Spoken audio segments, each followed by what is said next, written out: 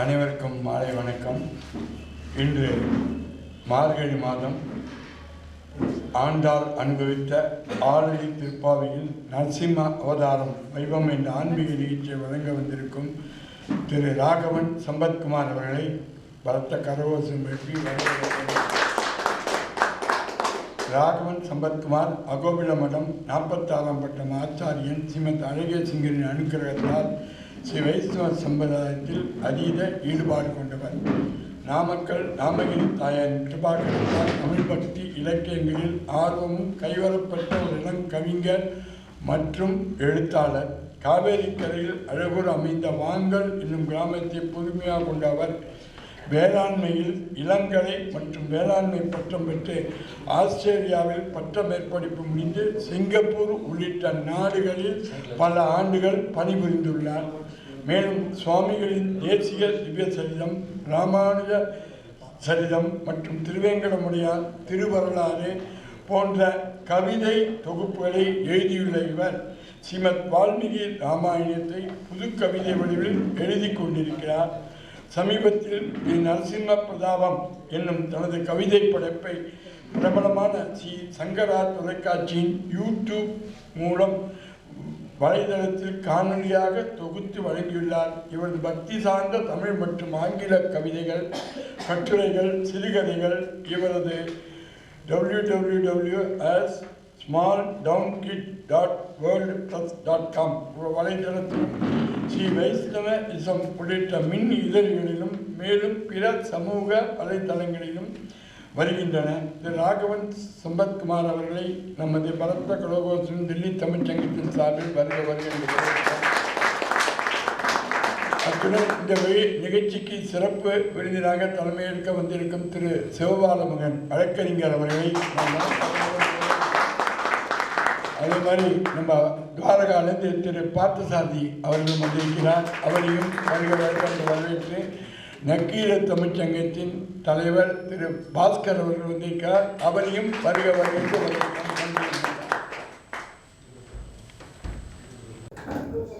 அஸ்மத் சர்வகுருபியோ நமः. ஸ்ரீமதே ராமானுஜாய நமः. ஸ்ரீமதே நிகமாந்த மகாதேசிகாய நமः. ஸ்ரீமதே ஸ்ரீவன் சடகோத ஸ்ரீ ரங்கநாத யதீந்திர மகாதேசிகாய நமः. உலகம் யாவையும் தாமுளவாக்கலும் இறைபெருத்தலும் நீக்கலும் நீங்களார் அழகிலா விளையாட்டுடையார் அவர் தலைவர் அன்னவர்க்கே சரண் நாங்களே. அன்னவயல் புதுவை ஆண்டாள் அரங்கற்கு பண்ணு திருப்பாவை பல்பதியம் இன்னிசையால் பாடி கொடுத்தாள் நற்பாமாலை பூமாலை சூடி கொடுத்தாளை சொல்லு சூடி கொடுத்த சுடற்கொடியே தொல்பாவை பாடி அருள வல்ல பல்கலையாய் நாடினி வேங்கடவர்க்கு என்னை விதி என்ற இம்மாற்றம் நாம் கடவா வண்ணமே நல்கு. அருமையான மார்கழி மாதம். கண்ணன் பகவத்கீதையில் சொல்லும்போது மாதங்களில் நான் மார்கழி அப்படின்னார். அதே மாதிரி ஆண்டாள் சொல்லும்போது அதே அந்த சீசன் கொண்டு வர ஆண்டாள் பாட்டில் பனித்தலை வீழ அப்படின்றான். அது மாதிரி இன்னைக்கு எவ்வளோ குளிர், இவ்வளோ பனி, இத்தனை பனி பனி பனி பனி ரெண்டுக்கும் இடையே இங்கே வந்திருக்கும் அனைவருக்கும் அடியனோட நமஸ்காரங்கள். அடியனுக்கு சொல்ல போனால் இது வந்து ஒரு ரொம்ப ஃபெமிலியரான மேடையாயிட்டு. தில்லி தமிழ்ச்சங்கத்தில் கிட்டத்தட்ட 2-3 தடவை வேறு காரணங்களுக்காக ஏறிட்டான். நன்றி Thiru Periyasamy sir. To begin with முதல்ல என்ன சொல்லணும் அப்படின்னா, இந்த டெல்லி தமிழ்ச்சங்கத்துக்கு ஒரு மிகப்பெரிய வரலாறு இருக்குது. அந்த ஒரு டெல்லி தமிழ்ச்சங்கத்தோட ரெகுலேஷன் சார் வந்துருக்காரு. அந்த டெல்லி தமிழ்ச்சங்கத்தோட இந்த மேடையில் அடியனுக்கு ஒரு வாய்ப்பு கொடுத்ததுக்காக இந்த தில்லி தமிழ்ச்சங்கத்தோட தலைவர் திரு சக்தி பெருமாள், துணைத் தலைவர் திரு ராகவன் நாயுடு அவர்கள், செயலாளர் திரு முகுந்தன் அவர்கள், அப்புறம் committee members Venkatesan sir, Periyasamy sir, அனைவருக்குமே என்னுடைய முதற்கண் நன்றிகள், வணக்கங்கள். இதில் ஒரு இன்ட்ரெஸ்டிங் கான்வர்சேஷன் எப்படி போச்சு அப்படின்னா, வெங்கடேசன் சார் முதல்ல கூப்பிட்டுட்டு இந்த மாதிரி மார்கழி மாதம் திருப்பாவை நம்ம இந்த உபன்யாசம் ஏதாவது ஒன்று பண்ணணும். ஏன்னா நம்ம தமிழ் சங்கங்கிறது வந்து தமிழ் மட்டும் வளர்க்குற மொழி, பக்தி இல்லாத மொழி வந்து உயிர் இல்லாத உடல் மாதிரி. அதனால் இந்த தமிழ்ச்சங்கத்தில் நம்ம மார்கழி மாதம் ஏதாவது பண்ணணும் அப்படின்னு சொல்ல வரும்போது, நீங்கள் என்ன பேசுகிறீங்க, நீங்கள் திருப்பாவை பற்றி பேசுங்களேன் அப்படின்னு. எனக்கு என்ன இப்போது ஒரு முகுந்தன் சார் சொன்ன மாதிரி, இப்போது 6 மாதத்துக்கு முன்னாடி சங்கரா டிவியோட யூடியூப் சேனலில் அடியன் எழுதின இந்த புக்கு, அதாவது நரசிம்ம அவதார கதையை வந்து புது கவிதை வடிவில் எதுகை மோனையோட சிம்பிளாக புரிஞ்சிக்கிற மாதிரி கொடுக்க முடியுமாங்கிற ஒரு சின்ன முயற்சி. அந்த கவிதையை வந்து ப்ரெசென்ட் பண்ணக்கூடிய வாய்ப்பு கிடைச்சிது சங்கரா டிவியில். ஸோ அதுக்காக கொஞ்சம் ப்ரிப்பேர் பண்ணும்போது அந்த ஃப்ளோ ஒன்று வரும். ஏன்னா நான் ப்ரொஃபஷனல் உபன்யாசகர் கிடையாது. எனக்கு எடுத்தவொன்னு அப்படி இம்ப்ராம்ப்டுவாக ஒரு எக்ஸ்டெம்போராக பிரவச்சனம் செய்கிற அளவுக்கு எனக்கு ஞானம் கிடையாது. ப்ரிப்பேர் பண்ணணும், படிக்கணும், அதுக்கேற்ற மாதிரி இப்போ ரிஹர்சல்லாம் பண்ணணும். எல்லாம் பண்ணிட்டு தான் இங்கே வந்திருக்கேன் இன்றைக்கி கூட. ஸோ இந்த மாதிரி இது இருக்கும்போது இது ஒன்று. அப்புறம் நெக்ஸ்ட் வீக் ஆக்சுவலாக 10ஆம் தேதி வைகுண்ட ஏகாதசிக்கு அடியனுக்கு வந்து சிங்கப்பூரில் இருக்கிற ஸ்ரீனிவாச பெருமாள் கோவிலில் இந்த நரசிம்ம பிரதாபத்தை ப்ரெசென்ட் பண்ணக்கூடிய வாய்ப்பு அமைஞ்சிருக்கு. ஸோ இது வந்து எனக்கு ஒரு ட்ரை ரன் மாதிரி இருக்கு. ஏன் சொல்கிறேன் அப்படின்னா, ஒரு ஸ்டூடெண்ட் அவனுக்கு வந்து பசுமாடை பற்றி தான் தெரியும். அவன் வந்து எங்கேயோ என்ன மாதிரி ஒரு ஆவரேஜ் ஸ்டூடெண்ட், நைட்டு மட்டும்தான் படிக்கிறான். அவனுக்கு வந்து பசுமாடு என்ன எக்ஸாம் என்ன எழுத போகிறேன்னு தெரியாமல் உட்காந்துருக்கும்போது யாரோ ஒரு அரசல் புறத்தில் பசுமாடை பற்றி தான் கொஸ்டின் வர போகிறது அப்படின்னு சொல்லிட்டு கொளுத்தி போட்டு போயிட்டான். இவன் வந்து நல்லா பசுமாடை பற்றி பயங்கரமாக ப்ரிப்பேர் பண்ணியிருக்கான். எக்ஸாம் அதுக்கு முன்னாடி போன உடனே யாரோ சொல்கிறா, இல்லையே தென்னவரத்தை பற்றியில் அந்த கேள்வி வந்திருக்கு, ஆத்தன்டிக் சோர்ஸ் என்ன சொல்லுவாங்க, அங்கீகரிக்கப்பட்ட தகவல் அதிகாரப்பூர்வ வட்டாரங்கள் தெரிவிக்கின்றன தென்னை மரத்தை பற்றி தான் கேள்வி வரப்போகிறது. படித்தது பசுமாட்டை பற்றி, கேள்வியோ தென்னை மரத்தை பற்றி. எப்படி வேற வழி இல்லாமல் பசுமாட்டை பற்றி எழுதிட்டு இத்தகைய அருமைகள் பெருமைகள் உடைய பசுமாட்டை இன்னும் அற்புதமான ஒரு தென்னை மரத்தில் கட்டிட்டாங்க அப்படின்னு முடிச்சுட்டாங்க. கிட்டத்தட்ட அதே நிலைமை தான் எனக்கும். அடியனுக்கு சொல்ல போனால் இந்த நரசிம்ம அவதாரத்தை பற்றி படிக்கும்போது நிறைய விஷயங்கள் அந்த யூடியூப் சேனலுக்காக ப்ரிப்பேர் பண்ணிட்டு இருந்தேன். பட் அதே சமயம் திருப்பாவையும் வந்து மார்கழி மாதம் ஆனால் திருப்பாவை பற்றியும் வந்து ஒரு தனி ஆர்வம். அதாவது எந்த ஒரு ஸ்ரீ வைஷ்ணவத்தில் ஒரு முன்னோட்டமாக ஒரு அறிமுகம் ஆகிறவங்களுக்கு மதுரகவி ஆழ்வார் எழுதின கண்ணின் சிறுத்தாம்பையும் அதே மாதிரி ஆண்டாளோட திருப்பாவை, இது 2 தான் வந்து அறிமுக பாடமாக சொல்ல முடியும், எல்லாருமே சொல்லுவாங்க பொதுவாக. அது மாதிரி இருக்கும்போது அடியேன் அதையும் ட்ரை பண்ணேன். இந்த வாழை திருநாமம் எழுதும்போது ஆண்டாளை பற்றியும் படிக்கக்கூடிய வாய்ப்புகள் கிடைச்சிது. இப்போ அடியன் நிலைமை அதுதான். எனக்கு பசுமாடு, நரசிம்ம பிரதாபம், ஆண்டாள், தென்னமரம், நான் 2ஐயும் கொண்டு இந்த பசுமாடை கொண்டு போய் அங்கே கட்டப்படும், இந்த தென்னை மரத்தில் கட்டப்படும். அதுதான் இன்னைக்கு நடக்க போகுது. ஆனால் அதே சமயம் இதை எப்படி எளிமையாக இன்னும் ப்ரெசென்ட் பண்ண முடியும் அப்படிங்கிறத நான் யோசிச்சுட்டு இருந்தப்போ, இன்னைக்கு நம்ம என்ன ஆக்சுவலாக பேச போகிறோம் அப்படின்னா பிடிவாதம். இன்னைக்கு நம்ம சொல்ல போகிறது, பேச போகிறது, புரிஞ்சுக்க போகிறது எல்லாமே என்னன்னா பிடிவாதம். வாழ்க்கையில் பிடிவாதம் தேவை, அடிக்ஷன் தேவை. இந்த விளம்பரம்லாம் பார்த்துருப்போம், கரை நல்லது அப்படின்னு. அவன் வந்து சோப் கம்பெனி, ஆனால் அவன் சொல்கிறான் கரை நல்லதுங்கிறான். அது மாதிரி நம்மளுக்கும் வந்து பிடிவாதம் தேவை, வாழ்க்கையில் அடிக்ஷன் தேவை, கண்மூடித்தனமான நம்பிக்கை. And finally icing on the கேக்குன்னு சொல்லக்கூடாது, ஐசிங் ஆன் த தத்தியோனம் அப்படின்னு வச்சுக்கலாம். அது என்னன்னா அப்பா பேச்சை கேட்கக்கூடாது. ஏன்னா இன்னைக்கு பேச போகிறது வந்து 2 பேரை பற்றி பேச போகிறோம். ஒன்று வந்து ஆண்டாள், இன்னொன்று வந்து நரசிம்ம அவதாரம்னு சொல்கிறோம். ஆனால் நரசிம்ம அவதாரத்தில் அவர் வர்றது கடைசி 20 நிமிஷம் தான். அது வரைக்கும் நம்ம என்ன, அந்த பிரதாபம் முழுக்கவே பிரகலாதனோட சரித்திரம் தான். இப்போ பார்த்தீங்கன்னா 2 பேருக்குமே உள்ள அந்த கார்டிலேஷன் என்ன, 2 பேருமே பிடிவாதக்காரர். ஆண்டாளும் பிடிவாதக்காரர், பிரகலாதனும் பிடிவாதம். அடிக்ஷன், யார் மேலே அடிக்ஷன்? ஆண்டாளுக்கு கண்ணன் மேலே அடிக்ஷன், பிரகலாதனுக்கு வாசுதேவன் மேலே அடிக்ஷன். ஏன்னா வர வரைக்கும் தெரியாது நரசிம்மரா இல்லையா. கண்மூடித்தனமான நம்பிக்கை, யார் சொன்னாலும் அதை கேட்கறதே கிடையாது. பிரகலாதன் என்ன சொன்னான்? வாசுதேவன் நம்பாத, பெருமாளை நம்பாத, உன்னை காப்பாற்ற மாட்டான். கிரண் அவள் அப்பாவே என்ன சொல்கிறேன், என்ன நம்பு, என் பேரை சொல்லிட்டு. கண்மூடித்தனமான நம்பிக்கை, நான் நம்பவே மாட்டேன் யாரையும். அவர் ஒருத்தர். அதே மாதிரி ஆண்டாள் அப்படி தான், மானிடர்க்கென்று பேச்சுப்படி வாடகை இல்லைன்னு சொல்லிட்டாங்க. நான் வந்து மனசில் வரிச்சிருக்கிறது பெருமாளை மட்டும்தான், நாராயணனை மட்டும்தான். வேற யாருக்காவது நீங்கள் பேசுங்க, அப்பா கிட்டே வேற யாருக்கையாவது நீங்கள் பேசுனீங்கன்னா நான் பார்த்துக்கோங்க, அவ்வளோதான் அப்படின்ட்டான். ஸோ அல்டிமேட்லி என்னன்னு பார்த்தா அப்பா பேச்சை கேட்கக்கூடாது. என்னடா வெங்கடேசன் சார் யோசிக்கிறார், என்னடா கேட்குறேன் ஆரம்பமே எப்படி இருக்கு அப்படின்னு. ஆனால் உலகத்தில் பார்த்தீங்கன்னா நெகட்டிவ் செல்ஃப் மோட் ஒரு ப்ராப்ளம் கூட இருக்கு. By the time the truth ties its shoelace the line would have gone circle around the world அப்படின்னு.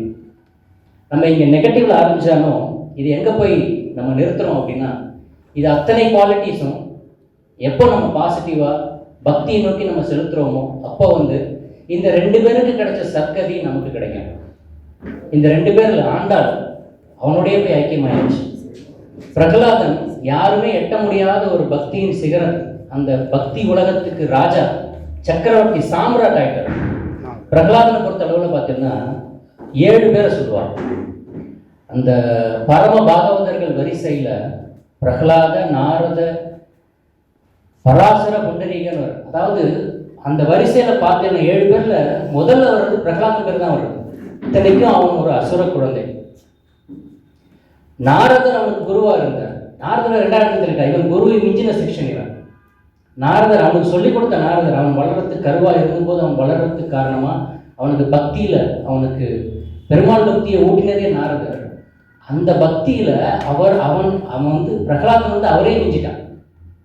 குருவை மிஞ்சின சிஷ்யன் தான் அந்த பிரகலாதன். அதனால அவன் நாரதருக்கு முன்னாடி அவன் பேர் வருது. ஸோ இந்த எல்லா குவாலிட்டிஸுமே இன்னைக்கு நமக்கு எதுலேருந்து தெரியறதுன்னா, ஆண்டாள் அருளி செய்த அந்த திருப்பாவையிலேருந்து இந்த எல்லா விஷயமும் நமக்கு தெரிய வரும். ஆண்டாள் அருளி செய்த அந்த திருப்பாவை அது வெறும் பாட்டு மட்டும் இல்லை, பாசுரம் மட்டும் இல்லை, அது ஒரு கால கண்ணாடி. அந்த சமயத்தில் அவள் வாழ்ந்த காலத்தில் இருந்த அந்த வாழ்க்கை முறை, நாகரீகம், சொசைட்டல் ஸ்ட்ரக்சர், யார் என்ன பண்ணணும் அப்படிங்கிற ரோல், யார் என்ன பண்ணிட்டு இருந்தாங்க அந்த ரோல், குடும்பம் எப்படி இருக்கணும். அவள் வந்து கண்ணனை மட்டும் பாடலை, மாமீர் அவளை எழுப்பீரோன்னு அம்மாவை பாடியிருக்கா. இப்பெல்லாம் அந்த அந்த ஸ்பிரிட் இருக்கான்னு எனக்கு தெரியல. கல்யாணம் ஆகும்போதே வந்து பேக்கேஜஸ் லக்கேஜஸ் இருக்கா அப்படின்னு தான் கேட்குற நிலைமை.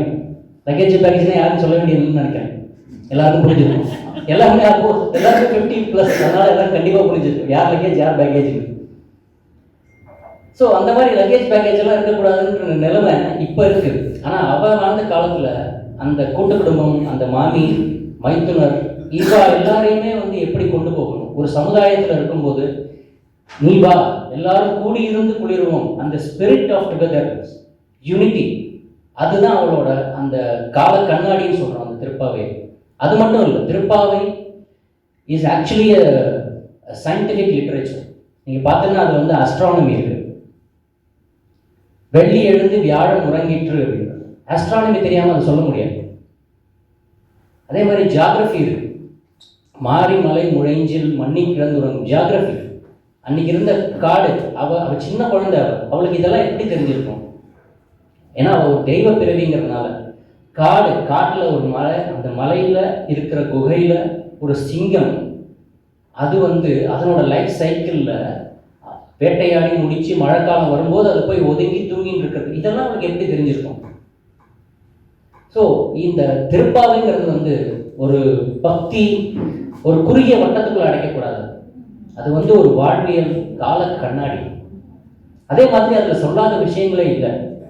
அவள் சொல்றது குடும்பத்தை, ஒரு சமுதாயத்தில் இருக்கோம் அப்படின்னா நம்ம எல்லாரையும் சேர்த்து கொண்டு போகணும், எல்லாரும் சேர்ந்து கூடி இருந்து குளிர்ந்தேலுங்கிறது அந்த ஸ்பிரிட்.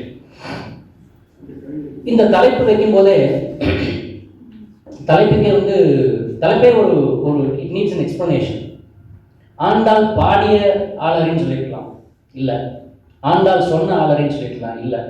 ஆண்டாள் அனுபவித்த ஆளறி. அதாவது இந்த என்கிரிப்டட் மெசேஜ்னு சொல்லுவாங்க. ஒரு மெசேஜ் ஒன்று போகும், ஆனால் அதுக்குள்ள வேற ஒரு ஒரு என்கிரிப்ஷன் இருக்கும். இது நிறைய இந்த கிரைம் டிடெக்ஷன் அதில் எல்லாம் ஒரு நிறைய என்கிரிப்டட் மெசேஜ் எப்படி டீகோட் பண்ணுறது அப்படின்லாம் ஸ்பெஷல் ட்ரைனிங் இருக்குது எல்லாருக்கும். அது மாதிரி இந்த மெசேஜ் வந்து கண்ணனுக்கு, ஆனால் அதில் என்கிரிப்ஷன் யாரு? நரசிம்மன்.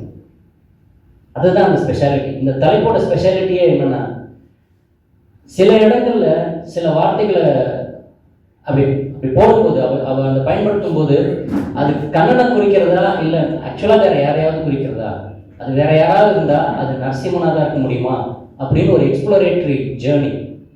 அதை தான் நம்ம இன்னைக்கு பண்ண போகிறோம். சாஸ்திரங்களுக்கு, அதாவது பெரியவர்கள் பூர்வாச்சாரியர்கள் சொன்ன, பெரியவர்கள் பல நூற்றாண்டுகளுக்கு முன்னாடி எழுதி வச்ச அந்த விளக்கங்களுக்கெல்லாம் விரோதம் இல்லாமல் இப்படி நம்ம டிஸ்கஸ் பண்ணுறதும் ஒரு வித பக்தி தான். ஏன்னா நவவித பக்தி அப்படின்னு சொல்லி சொல்லுவாங்க. பக்தியை வந்து எப்படி நீங்கள் வெளிப்படுத்தலாம் அப்படின்னா 9 விதமாக வெளிப்படுத்தலாம். ஸ்மரணம், கீர்த்தனம், ஸ்ரவணம், பாதசேவனம், அர்ச்சனம், வந்தனம், தாஸ்யம், சக்கியம், ஆத்ம நிவேதனம். 9 விதமா அவனை கேட்டு, அவன் புகழ பாடி, அவனை பற்றி சிந்திச்சு, அவனுக்கு அர்ச்சனை பண்ணி, அவனை வந்தனம் பண்ணி, பெருமாளை, கடவுளை, யாரை வேணாலும் இருக்கலாம், அந்த கடவுளை வந்தனம் பண்ணி, அவனை தோழனா நினைச்சு, அவனை சகாவா நினைச்சு, கடைசியில் பரிபூர்ணமாக நம்மளே அவனிடம் சமர்ப்பிக்கிறது. இத்தனை விதமான பக்தி இருக்கும்போது இந்த பாடல், இந்த திருப்பாவை அப்படிங்கிறது ஒரு விதமான பக்தி, அதனோட வெளிப்பாடு. அதை நம்ம செய்யணுங்கிறதுக்காக ஆண்டாள் அந்த திருப்பாவையை நமக்கு அருளிச்சு கொடுத்தாங்க. ஏன் அப்படி செஞ்சிருக்கா? இது எங்கேருந்து ஆரம்பிச்சது அப்படின்னா, வராக அவதாரம் நடக்கும்போது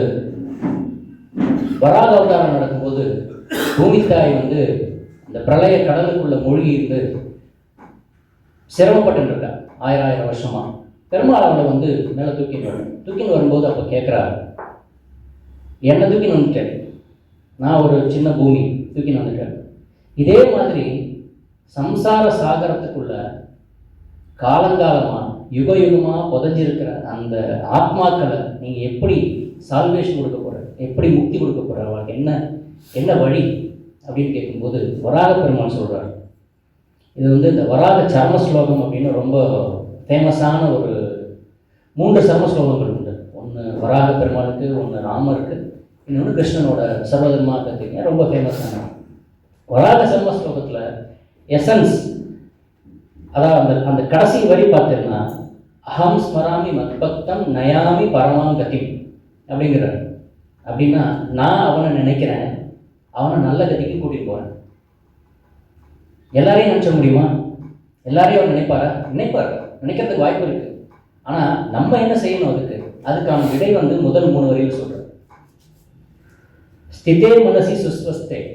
அந்த எசன்ஸ், அந்த சர்மஸ்லோகத்தோட எசன்ஸ் என்ன அப்படின்னா, இன்னைக்கு நம்ம கை கால்கள் நல்லா இருக்கும் போதே, மனசு நம்ம வசத்தில் இருக்கும் போதே, அல்சீமர் அந்த மாதிரிலாம் இல்லாமல் நமக்கு சிந்தனை திறன் இருக்கும்போது, நமக்கு கை கால்கள் நன்றாக இருக்கும்போது, இந்த நவவித பக்தி செஞ்சு அவனிடம் நம்மை சமர்ப்பித்தோம் என்றால், அந்த ஒரு ஸ்டேஜ், எந்த ஸ்டேஜ், கை கால்கள் வராமல் போகலாம், அல்சீமர்ஸ் எப்போ வேணாலும் வரலாம், நம்ம கையில் நம்ம வாழ்க்கை இல்லை. இன்னைக்கு தூங்கி நாளைக்கு எழுந்துக்கிறோம்னா அது அவனோட கிருபை.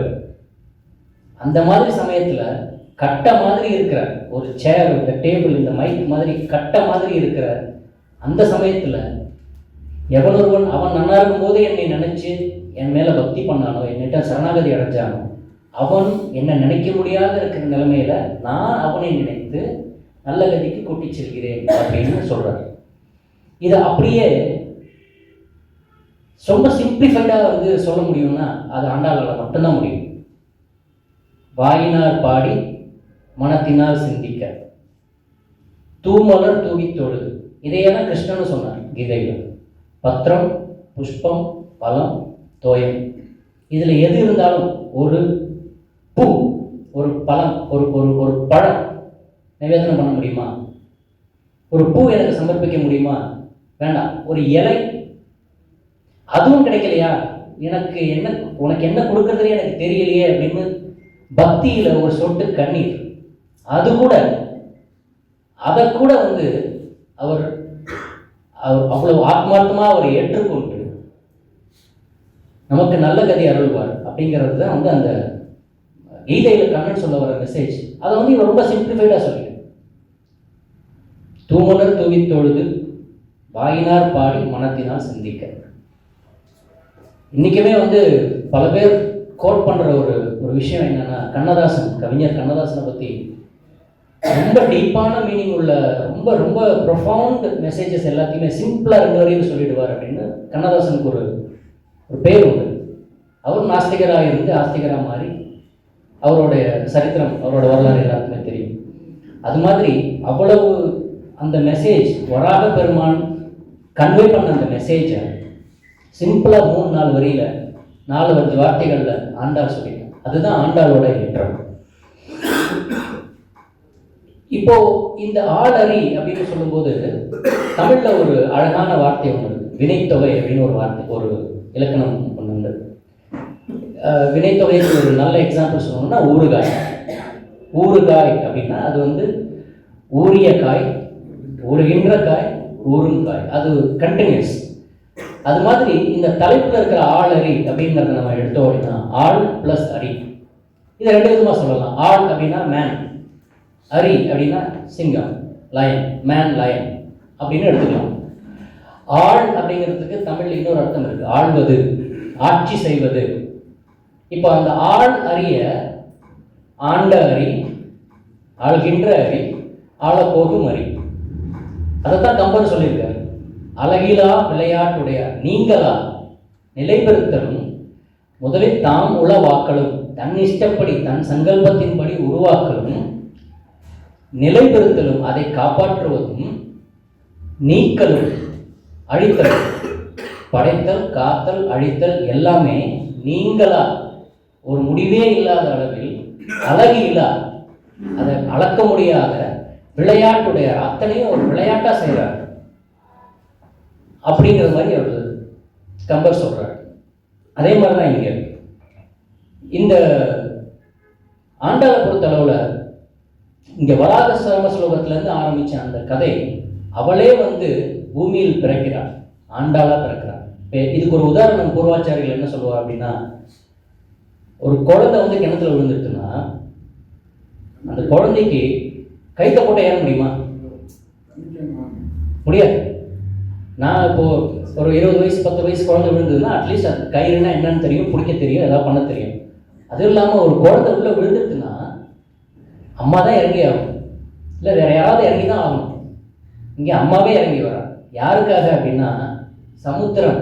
என்ன சமுத்திரம்? பிறவி அப்படிங்கிற இந்த சமுத்திரத்தில் நம்ம எல்லாமே விழுந்து கிடக்கிறோம். நம்ம எல்லாமே அவளுக்கு குழந்தைகள். நம்மை காப்பாற்றுவதற்காக நமக்கு என்ன தெரியும்? பிரகலாத் மாதிரி பக்தி பண்ண தெரியுமா? இல்லை ஆண்டாள் மாதிரி அவ்வளோ கமிட்டடா அவ்வளோ ஸ்ட்ராங்காக இருக்க தெரியுமா? வைராக்கியம் உண்டா நமக்கு? இல்லை இல்லை. கோயிலுக்கு வாரம் போகணும்னு நம்மளும் நினைக்கிறோம், ஒவ்வொரு சனிக்கிழமையும் போகணும்னு நாங்களும் நினைக்கிறோம். முடியுமா? முடிகிறது இல்லை. வைராக்கியம் இருக்கிறது இல்லை. அது அவ்வளோ சீக்கிரம் வருமானா? அவ்வளோ சீக்கிரம் வரவே வராது. அதுக்கு அவ்வளோ கஷ்டப்படும். அப்படி இருக்கும்போது நம்மளையெல்லாம் காப்பாற்றுவதற்காக அந்த ஆண்டாள் அவளே இறங்கி வராள். எப்படி கிணத்துக்குள்ளே விழுந்த ஒரு குழந்தைய அம்மா தான் வந்து பிடிச்சி தூக்கி கொண்டு போகணுமோ, ஏன்னா வேற யாரும் இறங்கினா குழந்தைக்கு பயம் வேற வரும், அது என்ன பண்ண கூட தெரியாது. So best choice to rescue the child would be a mother. அவளே இறங்கி வர மாதிரி இப்போது அதுக்கு உதாரணம் மாதிரி இப்போ ஆண்டாள் இறங்கி வந்திருக்காள். இறங்கி வந்து அவள் நமக்காக படைத்து அளித்தவை திருப்பாவையும் நாச்சியார் திருமொழியும். இது ரெண்டுலேயுமே மேலோட்டமாக பார்த்தோம்னா கிருஷ்ணனை பற்றி தான் சொல்கிற மாதிரி இருக்கும். கொஞ்சம் இது நம்ம ஒரு விவாதத்துக்குரிய பொருளாகவே எடுத்துக்கலாமே. கடைசியில் நம்ம முடிக்க போகிறது வந்து பூர்வாச்சாரிகள் என்ன சொல்கிறாங்களோ அதுதான் அப்படின்னு நம்ம எஸ்டாப்ளிஷ் பண்ண போகிறோம். அதுக்குள்ளே கொஞ்சம் முன்னாடி போயிட்டு வந்துடும், இப்படி இருக்குமோ அப்படி இருக்குமோ அப்படின்னு. அதுதான் பக்தி. பக்தியின் அடிப்படையே அதை பற்றி பேசணும், அதை பற்றி டிஸ்கஸ் பண்ணணும். லக்கிலி ஃபார்ச்சுனேட்லி நம்மளோட சனாதன தர்மம் வந்து அந்த விதமான விவாதங்களை அனுமதிக்கிறது. அதுதான் ரொம்ப முக்கியம். விவாதத்துக்கே இல்லாமல் இதுதான் அப்படின்னு நம்ம சனாதன தர்மம் என்றைக்கே சொன்னதில்லை. உண்டு, விவாதமே உண்டு, தர்க்கமே உண்டு. அந்த மாதிரி நம்மளும் முன்னாடி தர்க்கம் பண்ணிட்டு வருவோம். ஆனால் கடைசியில் முடிக்கிறது வந்து பூர்வாச்சாரியர்கள் என்ன சொன்னார்களோ, பெரியவர்கள் என்ன சொன்னார்களோ, பெரியவர்கள் என்ன எழுதி வச்சுட்டு போயிருக்காங்களோ அதுதான் உண்மை. ஆனால் அதுக்குள்ளே நம்ம இப்படி இருக்குமா அப்படி இருக்குமான்னு அது நம்ம என்ஜாய்மெண்ட்டுக்காக நம்ம அனுபவிச்சுக்கிறோம். இதை எப்படி சொல்லலாம் அப்படின்னா, பராசர பட்டர் அப்படிங்கிற மகான் வைஷ்ணவத்தில் மிகப்பெரிய ஒரு மோஸ்ட் செலிப்ரேட்டட் மகான். அவர் என்ன சொல்லுவார், சிதாசீர நியாயம் அப்படின்னு ஒரு விஷயத்தை சொல்லுவார். 2 பேர் இருக்கா. அதில் ஒருத்தர் வந்து வெறும் வாழ்க்கையில் அவர் வந்து பால் மட்டும்தான் சாப்பிட்ருக்காரு. அவர் பால் மட்டும்தான் தெரியும், வேறு எந்த சுவையுமே தெரியாது. இன்னொருத்தர் வந்து சர்க்கரை மட்டும்தான் சாப்பிட்ருக்காரு. அவருக்கு சர்க்கரை தவிர வேறு எந்த சுவையுமே தெரியாது. பால் மட்டும்தான் சாப்பிட்ருக்கார், இவர் சர்க்கரை மட்டும்தான் சாப்பிட்ருக்கார். ஏதோ ஒரு நாள் இவர் 2 பேருக்கும் வந்து இந்த மாதிரி ஒரு மீட்டிங்கில் வந்து மாற்றி சப்ளை பண்ணிட்டா, பொருள் சர்க்கரை கலந்த பாலை சப்ளை பண்ணிட்டா. அதுலேருந்து 2 பேருக்கு என்ன ஆகும், அதனோட டேஸ்ட் எப்படி இருக்கும்? ஒரு பால், சர்க்கரை கலந்த பால். பால்ங்கிறது நர மனித அவதாரம். சர்க்கரைங்கிறது இந்த பாலும் சர்க்கரையும் சேர்ந்த மாதிரி இருக்கிறது நரசிங்க அவதாரம், நரசிம்ம அவதாரம். அந்த அளவுக்கு ஒரு சுவையான, அந்த பார்த்தா பயம் வரக்கூடிய அவதாரம் எல்லாம் சொன்னாலும் அந்த அளவுக்கு அந்த அவதாரத்தினோட மகிமை, அந்த அவதாரத்தினுடைய ஸ்வீட்னஸ் அப்படி இருக்குது. சர்க்கரை போட்ட பால் மாதிரி இருக்குது அப்படிங்கிறது வந்து சிதாசீர நியாயம்னு சொல்லி பராசர பட்டர் சொல்லுவார். இப்போ நம்ம கான்டெக்ஸ்டுக்கு வந்தோம் அப்படின்னா, அந்த சர்க்கரை போட்ட பாலை தேனில் கலந்து சாப்பிட போகிறோம். தேன் திருப்பாவை அப்படின்னா அந்த தேனோட சாரம் வந்து நரசிம்ம அவதாரம். அந்த சர்க்கரை கலந்த பாலை தேனோட குழைச்சி நம்ம சாப்பிட போகிறோம். இன்னும் ஒரு ஒரு எக்ஸாம்பிள் சொல்லணும் அப்படின்னா, நம்ம ஹோட்டலுக்கு போவோம். ஹோட்டலுக்கு போய் உட்காந்து சாப்பிட போகிறோம்னா நம்ம எப்போவுமே முன்னாடி இருந்த, இப்போல்லாம் வந்து கிரெடிட் கார்ட்ஸ், பிளாஸ்டிக் மணி வந்துடுது. முன்னாடியெல்லாம் வந்து கையில் காசு எடுத்துன்னு தான் போயாகணும். எங்கே போனாலும் கேஷ் தான். கேஷ் வந்து பல சமயங்களில் வந்து கேஷ் அதுக்கு நம்மளை பிடிக்காமல் போயிடும். நமக்கு அது பிடிக்கிறது வேறு விஷயம், அதுக்கு நம்மளை பிடிக்காமல் போயிடும். யாராவது ஒருத்தர் அன்னைக்கு அவருக்கு எக்ஸ்ட்ராடனரி லக் இருந்ததுன்னா நம்மளோட பணம் அவருக்கு சொந்தமாகிடும். ஸோ அதனால் நம்ம என்ன பண்ணுவோம், எல்லாருக்கும் ஞாபகம் இருக்கும். ஐ திங்க் எல்லாருமே 50+, 45+, எல்லாருமே அந்த பேண்ட்டில் உள் பாக்கெட் அப்படின்னு ஒன்று இருக்கும். மேலே ஒரு பணம் இருக்கும், மேல் பாக்கெட்டில், உள் பாக்கெட்டில் எப்படியுமே ஒரு பணம் வச்சுருப்பாங்க. அப்படி இல்லைன்னா கூட நான் ஹாஸ்டலில் படிக்கும்போது சொல்லி அனுப்புவார், டே தனியாக பஸ்ஸில் போகிற, மேலே பாக்கெட்டில் பணம் வைக்காத, மேலே வச்சுக்கோ, டிக்கெட் வாங்குறதுக்கு உள்ளே தனியாக வச்சுக்கோ அப்படின்வா. ஸோ அந்த மாதிரி உள் பாக்கெட்டில் பணம் இருக்கும். அது மாதிரி இப்போ திருப்பாவையில் சொல்கிறோம்னா, மேலோட்டமாக சொல்கிறதுனா, மேல் பாக்கெட்டில் இருக்கிற பணம் வந்து கிருஷ்ணர் மாதிரி, உள் பாக்கெட்டில் இருக்கிற அந்த செக்யூரிட்டி இருக்கு பாருங்க, அதான் நரசிம்மர். இது ருக்மிணி பிராட்டியாரோட கடிதம். ருக்மிணி பிராட்டியார் வந்து அவளுக்கு கல்யாண ஏற்பாடெல்லாம் நடக்கிறது.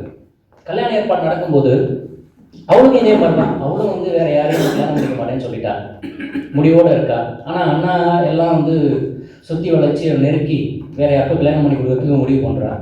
இவன் என்ன பண்ணுறான், இவன் லெட்டர் எழுதுறான் பெருமாள் கிருஷ்ணருக்கு. அவர் எங்கே இருப்பார், அந்த 2 அட்ரஸ் என்ன பண்ணுறதுன்னு தெரியல. அவர் விருந்தாவனில் இருக்காரா, மதுராவில் இருக்காரா, எங்கே இருக்காருன்னு தெரியல.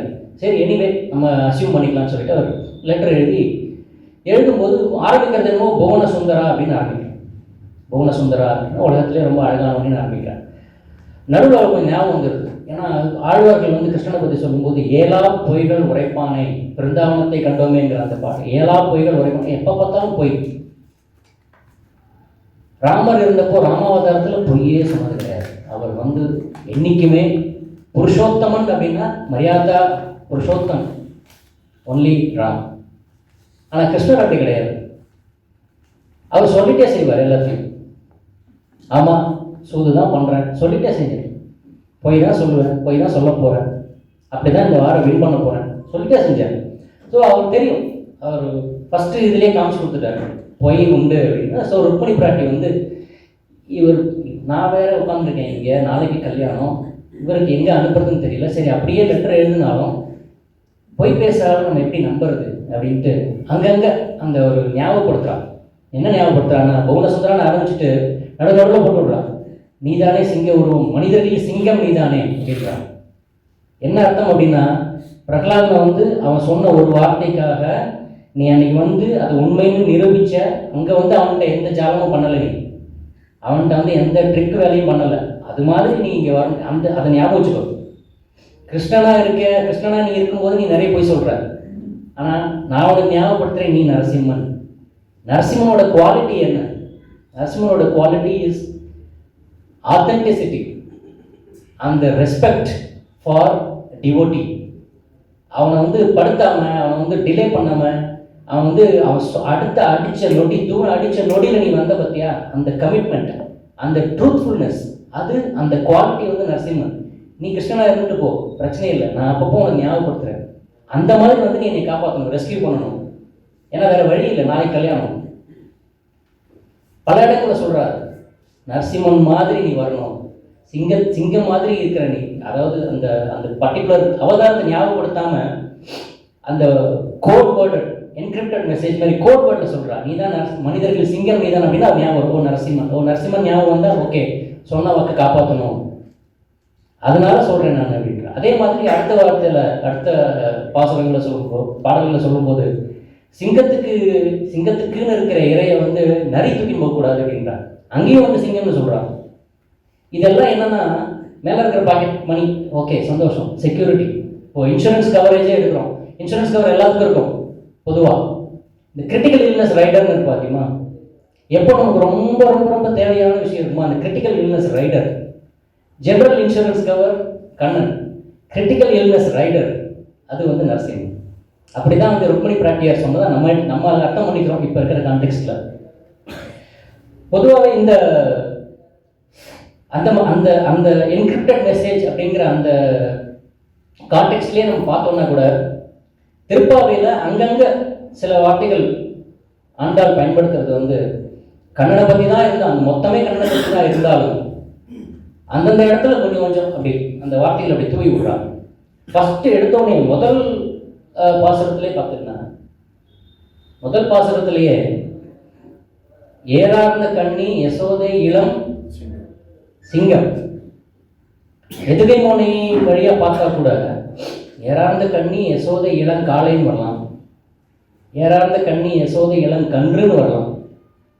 ஏன் இளம் சிங்கம்னு போட்டா? அவ பாடிட்டு இருக்கும்போது அப்பப்போ ஞாபகம் வர்றது, அந்த நரசிம்மரை வந்து அவளுக்கு அந்த அளவுக்கு அது மேலே ஈடுபாடு இருக்கிறதுனால எங்கெங்கெல்லாம் வாய்ப்பு இருக்கோ அங்கெங்கெல்லாமே வந்து நரசிம்மர் தான் சொல்லணும் அப்படிங்கிற ஒரு இன்டென்ஷனோட சொல்லியிருக்கா அப்படின்னு நம்ம நினச்சிக்கலாம். ஏறார்ந்த கண்ணி யசோதை இளம் காளை அதோட நல்லாதான் இருக்கும். ஏறார்ந்த கண்ணி யசோதை இளம் கன்று அதுவும் ஓரளவுக்கு ஒத்து வர மாதிரி இருக்கு. ஆனால் சிங்கம்னு போட்டால் அது இன்டென்ஷன் என்ன அப்படின்னா, அந்த encrypted message is for Narasimha அப்படின்னு நம்ம அசீவ் பண்ணியிருக்கோம். அதே மாதிரி செங்கன், கார்மேனி செங்கன் அப்படின்றான். செங்கன், கிருஷ்ணருக்கு செங்கன் இருக்கும், சிவப்பான கண் இருக்கும், ஏன்னா ராத்திரி பூரா தூங்காம குறும்பு பண்ணிட்டு இருக்கிறதுனால செங்கன் இருக்கலாம். ஆனா உண்மையிலேயே செங்கண் யார், செம்மையான கண் யாருக்கு அப்படின்னா அந்த நரசிம்மரை தான் சொல்லுவாங்க. பல ஆழ்வார்கள், பல ஆச்சாரியர்கள், பல வைணவ பாகவதோத்தமர்கள் அவர்கள் எழுதிய பாடல்கள் பாசுரங்கள் எல்லாமே செங்கண் நரசிம்மருக்கு வந்து ரொம்ப அழகாக செட் ஆகும். தபன இந்து அக்னி நயனக அப்படின்னு சொல்றாரு. அதாவது சென்னைக்கு பக்கத்தில் அந்த படலாத்திரி கோயில் போனோம் அப்படின்னா அங்கே 3 கண் உடைய நரசிம்மரை நம்ம சேவிக்கலாம். அந்த 3 கண்ணை எப்படி சொல்றா அப்படின்னா, தபன இந்து அக்னி நயனகா அப்படின்ற.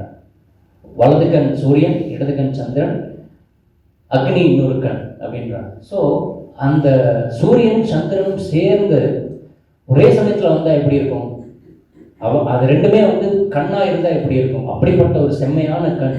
ஸோ இங்கே செங்கண் அப்படிங்கிறது கூட நரசிம்மரை தான் சொல்லுமோ அப்படின்னு நமக்கு தோன்றது. பல இடங்கள்ல திருப்பாவையிலே பல இடங்கள்ல மாயனை மண்ணு வடமதுரை அப்படின்னு சொல்லுவாங்க. மாமாயன் வைகுந்தன் அப்படின்னு பல இடங்கள்ல மாமாயன் அப்படின்றாங்க. மாமாயன் அப்படிங்கிறது எல்லாமே வந்து பொதுவாக கிருஷ்ணரை சொல்ல முடியும். ஆனால் கிருஷ்ணரை பொறுத்த அளவுல அவர் பண்ணாத மாயமே கிடையாது. படுத்துட்டு இருக்கும்போதே சகடாசுரவதம் கழுத்துல கட்டி போட்டா கூட அந்த 2 மரங்களை முறிச்ச ஒரு வைபவம். அதே மாதிரி சின்ன குழந்தைகளா பசங்களா இருக்கும்போதே மிகப்பெரிய மல்லர்களை சாச்சார். கோலையாபீடம் அப்படிங்கிற மிகப்பெரிய யானையை வதம் பண்ணார். இதெல்லாமே வந்து ஒரு சின்ன பையன் சுண்டு விரல்ல ஒரு மலையை தூக்கி நிறுத்தி எல்லாரையும் காப்பாற்றினான். இது எல்லாமே மாயம். அவர் பண்ணாத மாயமே கிடையாது. அதை விட மிகப்பெரிய மாயம் யார் பண்ணியிருக்கா? நரசிம்மர். இந்த நரசிம்ம அவதாரத்திலேயே பார்த்தீங்கன்னா அவர் பண்ணாத மாயமே கிடையாது. முதல்ல உலகம் முழுக்க, உலகத்தில் இருக்கிற அத்தனை பொருள்கள்லையுமே முதல்ல அவர் வியாபிச்சு நின்னார். அதுவே ஒரு மிகப்பெரிய மாய வித்தை. நரசிம்ம கர்ப்பம் அப்படின்னு தான் வந்து பூர்வாச்சாரிகள் சொல்லும்போது சொல்லுவாங்க. அதாவது உலகத்தில் இருக்கிற எல்லா பொருள்கள்லையும் எல்லா அணுவிலையும், அணுவில் இருக்கிற எலக்ட்ரான்லையும் நியூட்ரான்லையும் நிறைஞ்சு நின்றவர். அவரோட குவாலிட்டிஸ். அப்போ விஷ்ணு சகஸ்ரநாமம் ஆரம்பிக்கிற முதல் வார்த்தையே என்ன? விஸ்வம். விஸ்வம் அப்படின்னாவே இன்னும் சில இன்டர்பிரேஷன்ஸ் எப்படி சொல்றாங்க, விஷ்ணு சகஸ்ரநாமமே முழுக்கவே வந்து வெறும் நரசிம்மரை தான் புகழ்றது அப்படின்னு கூட சொல்லுவாங்க. முதல் வார்த்தை விஸ்வம், கடைசி வார்த்தை சர்வ பிரகரணாயுதா. விஸ்வம்னு ஆரம்பிச்சு சர்வ பிரகரணாயுத வரைக்கும் 1000 நாமமும் நரசிம்மரோட பெருமையை, நரசிம்மரோட புகழத்தான், நரசிம்மரோட குவாலிட்டிஸை தான் சொல்றதுன்னு கூட ஒரு தாற்பயம் உண்டு. சர்வ பிரகரணாயுத அப்படின்னா எதையும் ஆயுதமாக்க வல்லவன். சொல்லும்போது நரசிம்ம அவதாரத்தில் ஆயுதம் எதையும் யூஸ் பண்ணக்கூடாது, ஏன்னா அவங்களோட கண்டிஷன் அப்படி. ஆனால் சக்கரத்தாழ்வாரோட செழுமை, சக்கரத்தாழ்வாரோட வலிமை, அந்த நகங்கள் வஜ்ர நகாய அதுதான் சொல்றது. அந்த நகங்கள் சக்கரத்தாழ்வாரோட வலிமையை பெற்றிருந்தன. அவரோட அந்த திறமை, அவரோட அந்த சக்தி, சக்கரத்தாழ்வாரோட சக்தி அந்த நகங்கள்ல இருந்தது அப்படின்னு சொல்லுவாங்க. ஸோ சர்வ பிரகரணாயுதங்கிறது எதையும் ஆயுதமாக்க வல்லவன் அப்படின்னு சகஸ்ரநாமத்தில் ஆரம்பம் முதல் கடைசி வரைக்கும் இவருக்கு நரசிம்மரை தான் சொல்றது அப்படின்னு கூட ஒரு தாற்பயம் உண்டு. இப்போ ஏன் இங்கே சொல்கிறோம் மாயம் பண்ணுறதில்ல. அவர் என்ன அப்படி மாயம் பண்ணிட்டார்? இந்த பையன், இந்த பிரகலாதன் வந்து எங்கே சொல்ல போகிறான்னு தெரியாது, ஐடியாவே இல்லை. இந்த பர்டிகுலர் இடத்த காமிச்சா இந்த இடம் தான் இருப்பானா இல்லையா, அவன் எங்கேன்னு கேட்பான்னு தெரியாது, இவன் என்ன பதில் சொல்ல போகிறான்னு தெரியாது. அதனால் ஒரு முன்னெச்சரிக்கை நடவடிக்கையாக அந்த ஒரு மைக்ரோ செகண்டுக்கு முன்னாடி தானே தனக்கு ரிமைண்டர் கொடுத்துருக்கான்.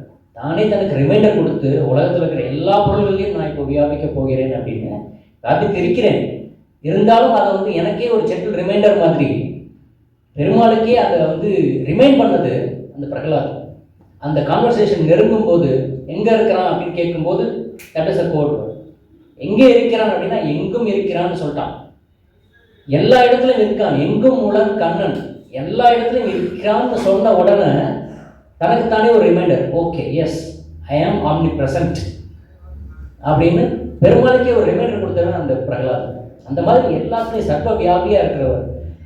ஒரு மாய வித்தைக்காரனா இல்லாட்டி எப்படி இப்படி இருக்க முடியும்? அதனால மாமாயன் இது எல்லாமே வந்து நரசிம்மர் தான் சொல்றதுன்னு நம்ம எடுத்துக்கலாமா? விவாதம் தொடரும். விவாதம் வந்து இங்கே முடிய போகுது, விவாதம் இன்னும் தொடரும். அதே மாதிரி ஒரு அருமையான அந்த கம்பராமாயண பாசனம் ஒன்று உண்டு. கம்பராமாயணத்தில் இது ஒரு இரண்ய அவதார படலம் அப்படின்னு ஒரு எல்லாரும் சொல்லுவாங்க. ஒரு அந்த காலத்துலேயே அந்த டிபேட் இருந்திருக்கு. இது ஒரு இன்சர்ஷன். எதுக்கு வந்து ராமன் கதையில் கொண்டு போய் இரண்யனை கொண்டு போய் இந்த இரண்ய வதை படலத்தை நரசிம்மரை கொண்டு போய் புகுத்துற அப்படின்னு அது பெரிய சர்ச்சைக்கெல்லாம் உண்டாகி அது ஸ்ரீரங்கத்தில் அதை வந்து அந்த படைப்பை அவர் அந்த அரங்கேற்றம் பண்ணும்போது மேட்டாழகிய சிங்கர், அந்த தாயாசனதிக்கு ஆப்போசிட்டில் இருக்கிற அந்த மேட்டாழகிய சிங்கர் கையை உயர்த்தி குரலை உயர்த்தி ஆம் இது அக்செப்டபிள் அப்படின்னு சொன்னதா ஒரு கதை உண்டு, வரலாறு உண்டு. அந்த இரண்ய வதை படலத்தில் அழகான ஒரு பாடல். இது எந்த பாடல், இது எந்த சொல்றது அப்படின்னா அந்த இடிச்ச நொடி, அந்த தூணை இடிச்ச நொடியில் என்ன நடக்கிறது அப்படின்னு கம்பர் வந்து விஷுவலைஸ் பண்ணுறார். அடியன் வந்து அது வந்து ஒரு 1000 கோடியில் ஒரு பங்காக முடியுமா அப்படிங்கிற விஷுவலைசேஷன் தான் அடியனோட புஸ்தகம்.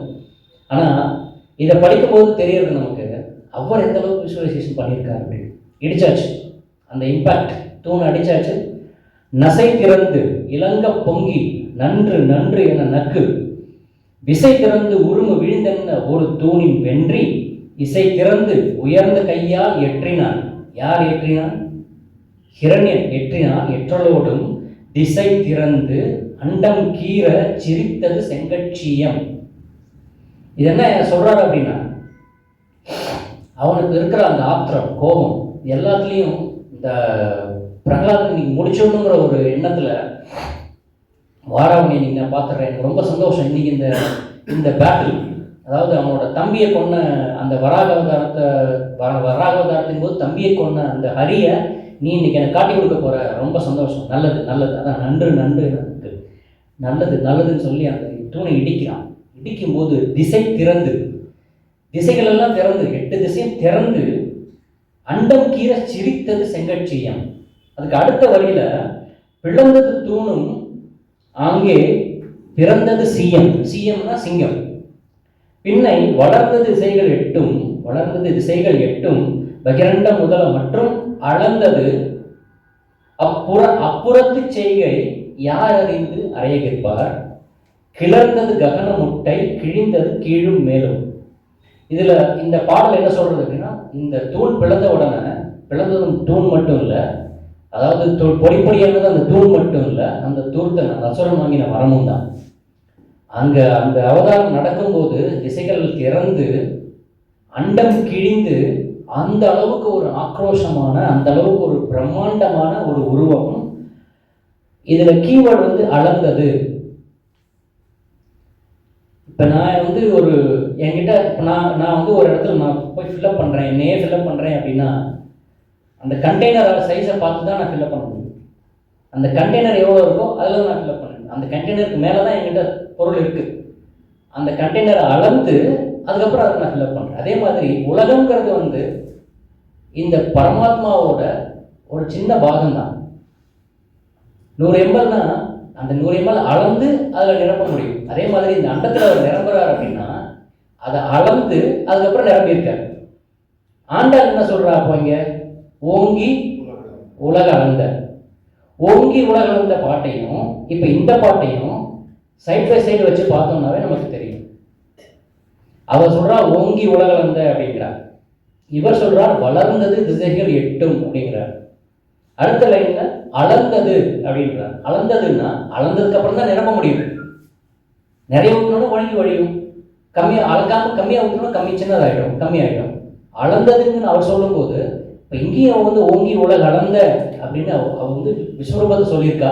வாமனனா வந்து விஸ்வரூபம் எடுத்த திருவிக்கிரமனை பற்றியும் சொல்லியிருக்கா அப்படிங்கிறது பிளைன் சைட். ஆனால் நிரப்புறதுக்கு முன்னாடி அளக்கணும் இல்லையா? அந்த நிரப்புனது யார்? நிரம்பியது எங்கேயுமே உலகத்தில் இருக்கிற ஒவ்வொரு அணுவிலையும் நிரம்பியது நரசிம்மன். இந்த நிரம்புறதுக்கு முன்னாடி அவன் அளந்தான். அதனால இங்கே ஓங்கி உலக அளந்த அப்படிங்கும்போது அதை நரசிம்மனையும் சொல்லலான்னு கூட நம்ம எடுத்துக்கலாம். இது 3வது பாசத்துல ஓங்கி உலக அளந்த. அதே மாதிரி வரும் பல பாசனங்கள்ல இப்போ ஆழிமழை கண்ணா அந்த பாசத்தில் எடுத்தோம் அப்படின்னா அதிர்ந்து தாழாதே அப்படின்னு ஒரு வார்த்தையை பிரயோகம் பண்றார். அதிர்ந்து தாழாதே அப்படின்னா அவர் இந்த கம்பர் சொல்றதும் அதே தான். உலகமே ஆடுது, இந்த 8 உலகம் 7 உலகமும் ஆடுறது, 7 14 உலகமும் ஆடுறது. அவ்வளவு அதிர்வு அந்த அவதாரம் எடுக்கும்போது அந்த ஆக்ரோஷம், அந்த ஆளறி, அந்த நரமும் சிங்கமும் கலந்த அந்த நரசிம்மனோட ஆக்ரோஷம் எப்படி இருந்தது அப்படின்னா, ஆழிப்பேரலை நம்ம பார்த்துருக்கோம். 2004 இப்போ தான் முடிஞ்சுது. 2004 அந்த மாதிரி அது வந்து சோட்டா சுனாமி. அது கூட பயங்கரமான சுனாமி எல்லாம் இந்த உலகத்தோட வரலாறுகளில் இருந்திருக்கு. அந்த ஆழிப்பேரலை கூட ஆட்டின் குளம்படி நீர், ஆடு மழை பெஞ்சு நடந்து போகிறதுன்னு வச்சுக்கோங்க. நம்ம நடந்து போகிறோம், நம்ம காலுக்கு ஒரு அந்த நம்ம கால் சைஸுக்கு அந்த இடத்துல தண்ணி வச்சோம்னா அந்த தண்ணி தேங்கும். ஆட்டின் குளம்படி நீர், அவ்வளவு பெரிய ஆழிப்பேரலையே ஆட்டின் குளம்படி நீருக்கு ஈக்குவல் அப்படின்னு சொல்கிற அளவுக்கு அந்த உருவம் இருந்தது அப்படின்னா அது எவ்வளோ பெருசாக இருந்திருக்கும். அது நடக்கும்போது அதிர்மாதிராதா 7 உலகமும் அதிர்ந்திருக்கும். அதிர்ந்து தாழாதே, அதான் அவர் சொல்ல வர அந்த கோடுவேர்டு, அந்த என்கிரிப்ஷன் அதிர்ந்து அப்படி வந்துடாத, அதிர்ந்து அந்த நரசிம்மன் மாதிரி நீ வா, வரது எங்களுக்கு சந்தோஷம். ஏன்னா நீ வந்து துஷ்டர்களை சங்காரம் பண்ணவும் பக்தர்களை காப்பாற்றவும் வரப்போற, அதிர்ந்து தாழாதே. அதே சமயம் வாழ வாழ உலகினில் அப்படின்றார். வாழங்கிறது வந்து ஒரு அருமையான வார்த்தை. 2 நாள் முன்னாடி ஒரு ஃபேஸ்புக்கில் அப்படி ஸ்க்ரால் பண்ணிட்டு இருக்கும்போது திடீர்னு ஒரு கோட் ஒன்று வந்தது. You cannot add more days to your life, but you can always add more life to your days. Profound message. ஒரு 2 நிமிஷம் இதை படிச்சுட்டு யோசிச்சு, வாழ அப்படின்னா அந்த இடத்துல ஆண்டாள் இது எப்படி வாழ கூட கனெக்ட் ஆகுது? There is a difference between existing and living. Existing அப்படின்னா மரமட்டை இல்லை ஏதோ ஒரு இலக்கு இல்லாத, ஒரு குறிக்கோள் இல்லாத, ஒரு உயர்ந்த நோக்கம் இல்லாத லைஃப் இஸ் அ மியர் எக்ஸிஸ்டன்ஸ். குறிக்கோளுடைய, ஒரு வேல்யூடைய, ஒரு எண்ணம், ஒரு ஒரு ஒரு ஒரு உயர்ந்த நோக்கம் உடைய வாழ்க்கை தான் வாழ்க்கை. அதுதான் லிவிங். அது இல்லாதது மியர் எக்ஸிஸ்டன்ஸ். அந்த நோக்கம் இல்லாத, பக்தி இல்லாத, பிறர் மேல் மரியாதை இல்லாத அப்படி ஒரு வாழ்க்கை அது வாழ்க்கையே கிடையாது. அது வெறும் எக்ஸிஸ்டன்ஸ். இந்த ஆழிமழை கண்ணா பாசுரத்தில் வர அந்த வாழங்கிற வார்த்தை அப்படிப்பட்ட ஒரு கீவேர்டு. வாழ அப்படின்னா இந்த மாதிரி புகழோடும் பெயரோடும் வாழ்வது. மறைந்த பின்னும் வாழ்வது எது? புகழ். இருந்தாலும் மறைந்தாலும் பேர் சொல்ல வேண்டும். அந்த மாதிரி வாழறது தான் வாழ. அந்த அப்படிப்பட்ட ஒரு வாழ்க்கை யாருக்கு கிடைச்சது? பிரகலாதுக்கு கிடைச்சது. சிரஞ்சீவிகள் அவனும் ஒருத்தன். வாழன்னு சொல்லிட்டாங்க. வாழன்னா எப்படிப்பட்ட வாழ்வு? யார் வேணாலும் வாழலாம், எப்படி வேணாலும் வாழலாம். வாழங்கிறதுக்கான அர்த்தம் யார்? அந்த குவாலிட்டி, அந்த எக்ஸாம்பிள், உதாரணம் யாருன்னா யாரை போல வாழணும்? பிரகலாதன் போல வாழணும். அதுதான் அந்த கீவேர்டு. அந்த பிரகலாதன் போல வாழணும்னா அந்த வாழங்கிற வார்த்தைக்குள்ள இவ்வளவு கனெக்ஷன்ஸ் இருக்கு, இவ்வளவு அர்த்தம் இருக்கு. பிரகலாதன் போல வாழறதுக்கு எங்களுக்கு அருள் புரிவதற்காக நீ வா, அதிர்ந்து வந்துடாத, நாங்கள் தாங்க மாட்டோம், அதிர்ந்து தாழாதே, வாழ உலகினில் பெய்கிறாங்க அப்படின்னு அடுத்த பாசனத்தில் சொல்றோம். இதே மாதிரி நிறைய பாசனங்கள்லையும் சொல்லும் போதும் அருமையான பிரயோகங்கள்லாம் உண்டு. அரி என்ற பேரறவும். அரி நமக்கு தெரியும், அரிமா அப்படிங்கிறது சிங்கத்தை குறிக்கும். ஹரி என்ற பேரறவும் அப்படின்னு சொல்றாங்க. ஹரிங்கிறது ஹரி, ஹரி அப்படிங்கிற சமஸ்கிருத வார்த்தையும் எடுத்துக்கலாம். ஹரி அப்படின்னு தமிழ்ல சொன்னா அது சிங்கம் தான். ஹரி என்ற பேரறவும், ஹரி என்ற பேரறவத்தை சொல்லி சொல்லி நான் தழுவு ஏற அப்படிங்கிற அளவுக்கு ஒரு ஒரு ஒரு பிரயோகம் ஆழ்வார்கள் சொல்லும்போது எப்படி சொல்லணும் அப்படின்னா, நாக்கில் தழுவு ஏற அளவுக்கு சொல்லணும். ஆடி ஆடி அகம் கரைந்து இசை பாடி பாடி கண்ணீர் மல்கி நாடி நாடி நரசிங்கா வென்று அந்த அந்த அளவுக்கு நாக்கில் தழும்பு ஏறுற அளவுக்கு பெருமாளோட பேரை பாடி புகழ பாடி செய்யறதுக்கு பேர் தான் பக்தி அப்படின்னு ஆழ்வார்கள் பாடல்கள் உண்டு. அந்த அரி என்ற பேரறவம் மனசுக்குள்ள சொல்லிக்கல, பேரறவம் சொல்றாங்க. சாதாரணமாக இருக்கிறது, சாதாரணமாக பாடுறது பேசுறது வேற. பேரறவம் அப்படின்னா அந்த ஏரியாவே, அந்த அந்த அந்த கம்யூனிட்டியே பாடுறது, அந்த கம்யூனிட்டியே சேர்ந்து அங்கதான் வர்றது அவளோட அந்த மெசேஜ், சொசைட்டல் மெசேஜ். பேரறவம். ஒருத்தர் பேசினா அது பேர் அறவமா? ஜோக்கெல்லாம் வரும். உனக்கு 2 டிக்கெட் வாங்கணும் அப்படின்னா அது வேற அர்த்தம். ஃப்ளைட்டில் 2 டிக்கெட் வாங்கணும் உனக்கு அப்படின்னா கொஞ்சம் அவரோட உருவக்கேலி பண்ணுற மாதிரி ஆகிடும். ஒருத்தர் பேசினா அதுக்கு பேர் அறவும் கிடையாது. ஒருத்தர் பேசினா அதுக்கு பேர் கூட்டம் கிடையாது, ஒரு கூச்சல் கிடையாது. ஒருத்தருக்கு மேலே தான் பேசணும், அது அறவம். பேரறவம் அப்படின்னா எத்தனை பேர் பேச வேண்டியிருக்கும், எத்தனை பேர் அந்த வார்த்தையை சொல்ல வேண்டியிருக்கும். அரி என்ற பேரறவம்னு சொல்கிறார். அரி என்ற பேரறவம் யார் நாமத்தை சொல்லணும் அப்படின்னா ஹரியோட நாமத்தை சொல்லணும். ஹரிங்கிறது யாரு? நரசிம்மன். ஹரி அப்படின்னு சொல்லலாம், அது கிருஷ்ணன், அது விஷ்ணுவை சொல்லலாம். ஹரி அப்படின்னு அவ யூஸ் பண்ணி இருக்கிறது ஒருவேளை நரசிம்மராக கூட இருக்கலாம். அதுவும் விவாதத்துக்கு உட்பட்டது.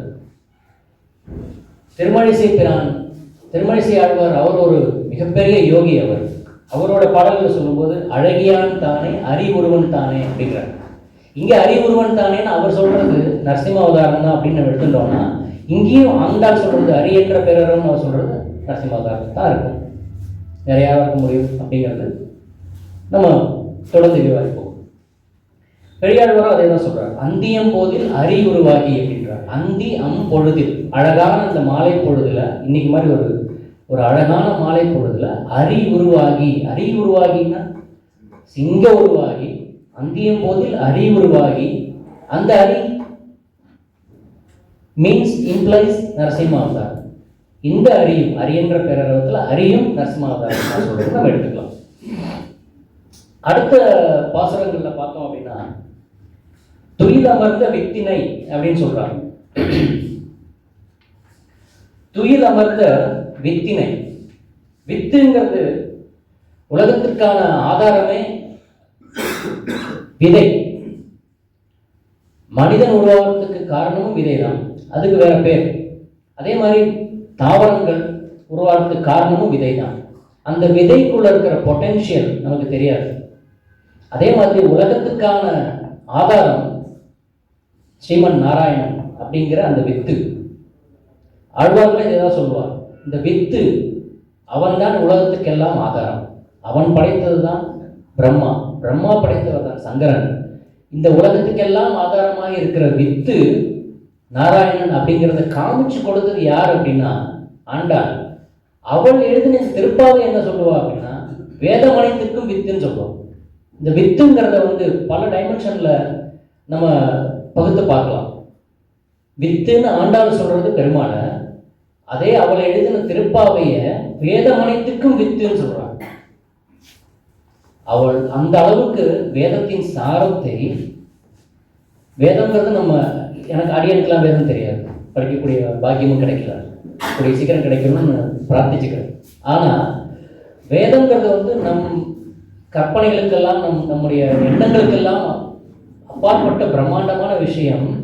அதை ரொம்ப சிம்பிளிஃபை பண்ணி ஒரு விதைக்குள்ள ஒரு மிகப்பெரிய விருட்சம் எப்படி ஒளிஞ்சிருக்கோ அடங்கியிருக்கோ அது மாதிரி இந்த வேதத்தோட சாரம் அத்தனையும் அடங்கி இருக்கிற அந்த அழகான வித்து இந்த திருப்பாவை அப்படின்னு சொல்லுவோம். அந்த திருப்பாவையில வித்து அப்படின்னு ஆண்டாள் சொல்றது யாரு?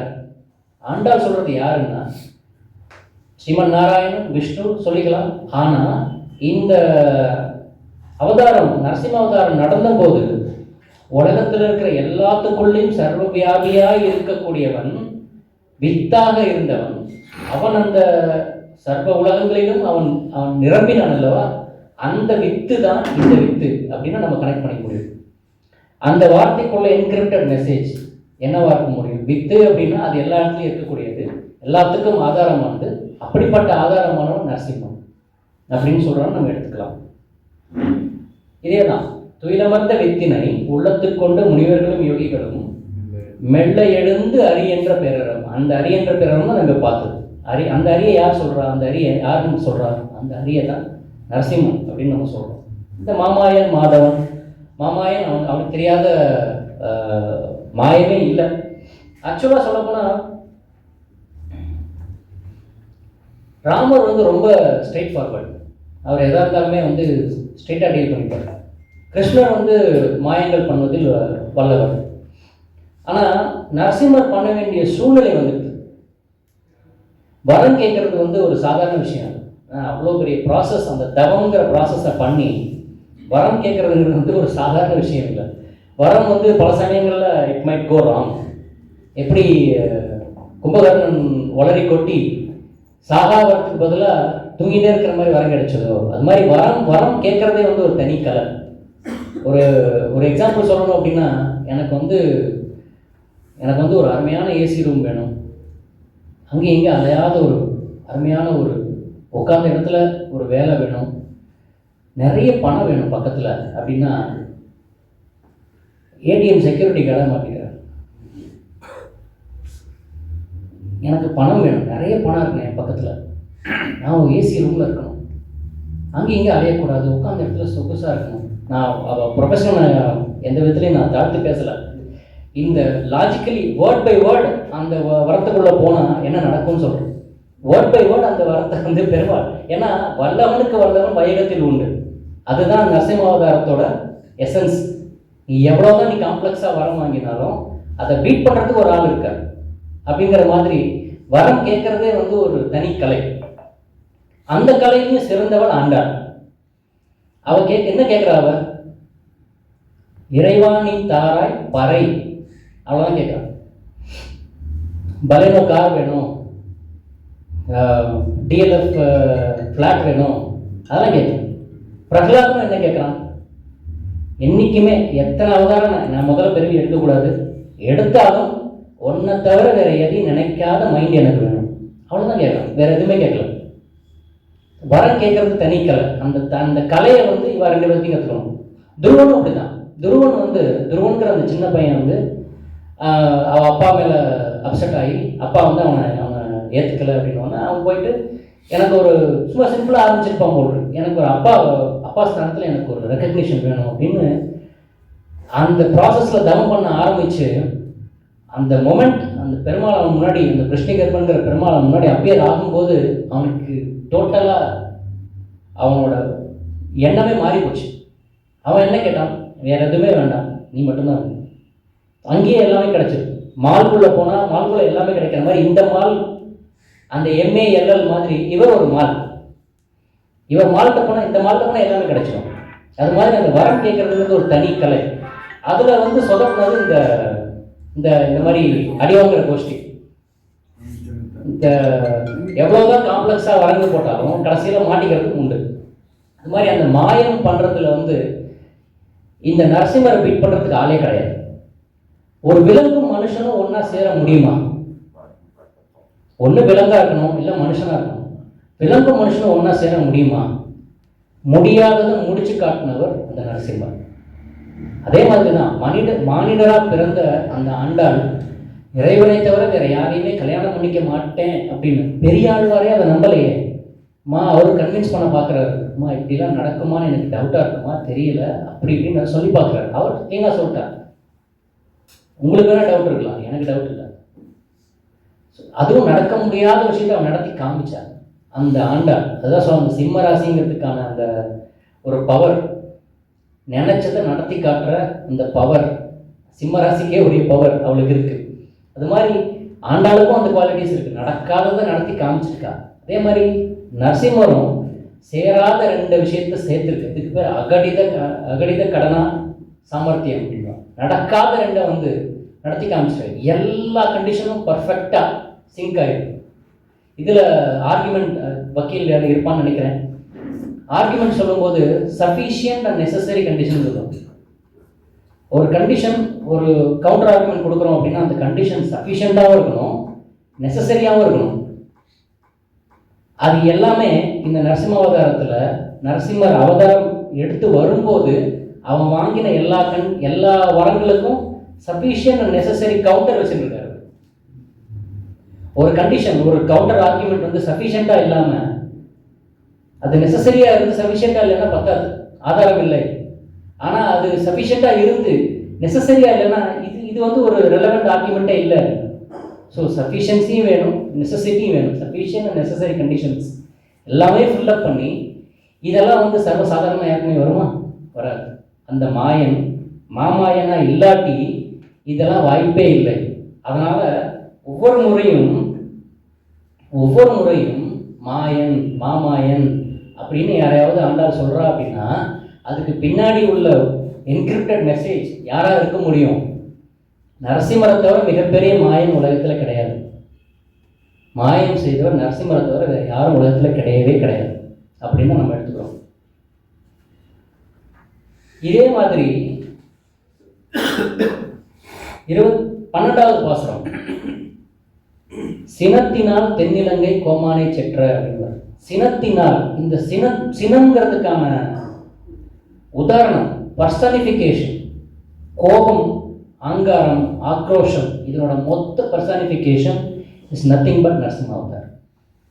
ராமருக்கு கோபம் வந்தது, வராம இல்லை. ராமருக்கு கோபம் வந்தது. அவரு கோபம் வந்தப்போ என்ன பண்ணார்? ஒரு பொருள் எடுத்து அதை பிரம்மாஸ்திரமா மாற்றி அனுப்பி விட்டார். இன்னும் சொல்ல போனா அதே மாதிரி ராவணனையும் பண்ணிருக்கலாமே. எங்கிருந்தோ ஒரு காகாசுரனுக்கு உட்காந்த இடத்துல இருந்து இந்தா போய் கொண்டுட்டு வான்னு சொல்லி போட்டா, அதே மாதிரி ராவணனையும் பண்ணிருக்கலாமே, இந்தா போய் கொண்டு வா அப்படின்னு. பண்ணலையே. அந்த அவதாரத்துக்குரிய நோக்கம் அவன் ராவணன் வதம் மட்டும் இல்லை, இன்னும் பல விஷயங்கள் பல பல பக்தர்களை இன்னும் புனிதப்படுத்துறதுக்காக, அவங்களை இன்னும் பிரபலப்படுத்துறதுக்காக, அவங்க வாங்கின வரத்தை அவர் ஃபுல்ஃபில் பண்ணணுங்கிறதுக்காக அந்த ராமாவதாரம் நிகழ்ந்தது. அது மாதிரி ஸ்ட்ரெயிட் ஃபார்வர்டாக நிறைய விஷயங்கள் ராமரை பொறுத்த வரைக்கும் ஸ்ட்ரெயிட் ஃபார்வர்ட் தான் எல்லாமே. ஸோ மாமாயன் மாதவன் இந்த சினம் எங்கேருந்து வந்தது அப்படின்னா, சினம்ங்கிறது வந்து அவருடைய நரசிம்மாவதாரத்துடைய டேஜாவு. அதான் சொல்கிறார், சினத்தினால் தென்னிலங்கை. சினம் எப்போ வந்தது, ராமருக்கு சினம் எப்போவே வந்ததுன்னா ஆஞ்சநேயர் மேலே அடி விழும்போது தான். ஏன்னா அவர் ஆஞ்சநேயர் வந்து எனக்கு ரொம்ப க்ளோஸ். ஏன்னா என்னோட நேட்டிவ் நாமக்கல்.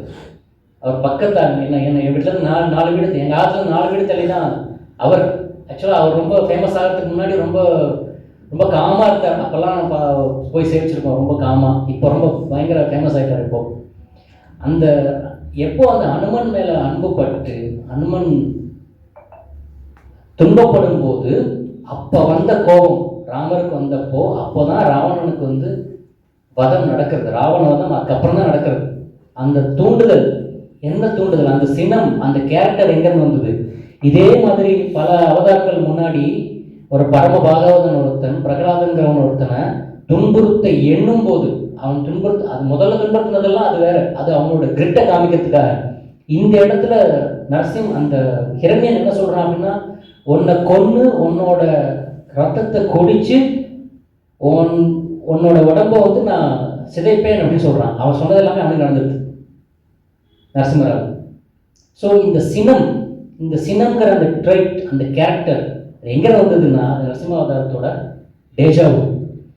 இது எங்கே பல இடங்கள்ல இப்போ கம்பர் தான் வந்து இரண்ய வதைப்படலத்தை நரசிம்மரை வந்து வலிஞ்சு திணிச்சிட்டார் அப்படின்னு பல குற்றச்சாட்டு இருந்தாலும், வால்மீகி ராமாயணத்திலேயே இந்த நரசிம்மாவதாரத்துக்கான ட்ரேசஸ் அங்கங்கே தெரியும். ஃபஸ்ட்டு இதை யார் சொல்கிறா அப்படின்னா மாரீச்சன்ட்ட வந்து அந்த அந்த அந்த பிளாட் உருவாக்குறான். அந்த ராவணன் வந்து மாரீச்சன்ட்ட பேசலாம், நீ வந்து எனக்கு வேலை செய், இதுதான் பிளான் அப்படின்றான். மாரி சொன்னான், அன்னைக்கு அடிச்ச அடி எனக்கு இன்னும் ஞாபகம் இருக்கு.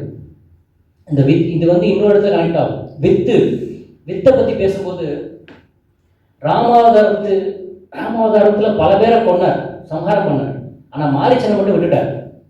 ஏன்னா அவனை விதைச்சிருக்கார். அதுலேருந்து அந்த ராமாயண காவியம் உருவாகும். அவன் தான் அதில் மெயின் கேரக்டர். அவன் ஒரு விதையாக விழுந்து விழணுங்கிறதுக்காக அவனை காயப்படுத்தி அனுப்பிட்டு அவனை அங்கே விதைச்சிருக்கார். அதுலேருந்து ராமாயண காவியம் உருவாச்சு அப்படின்னு நம்ம எடுத்துக்கலாம். அந்த வித்தா மாரீச்சன் இருந்தப்போ மாரீச்சன் ராவணன் வந்து பேசும்போது, நீ வா, இதுதான் நீ பண்ணணும், மானா போய் அவன் வந்து டைவர்ட் பண்ணு அப்படின்லாம் சொல்லும்போது, பார் எனக்கு இன்னும் ஞாபகம் இருக்கு, அடினா அது அடி, சாதாரண அடி கிடையாது, தயவுசெய்து இந்த மாதிரி பண்ணாத. நீ யாரை வந்து இப்போ எந்த தேவியை வந்து நீ பார்க்குறியோ அந்த தேவி வந்து நரசிம்மன் பக்கத்தில் இருக்கிற லக்ஷ்மி. அவன் வந்து ராமன் கிட்ட இருக்கிற ராமனை பார்க்கல, நான் ராகவ சிம்மமா பார்க்குறேன். ராமன் நீ நினைக்கிற அவன் ராமன் கிடையாது, ராகவ சிம்மம்.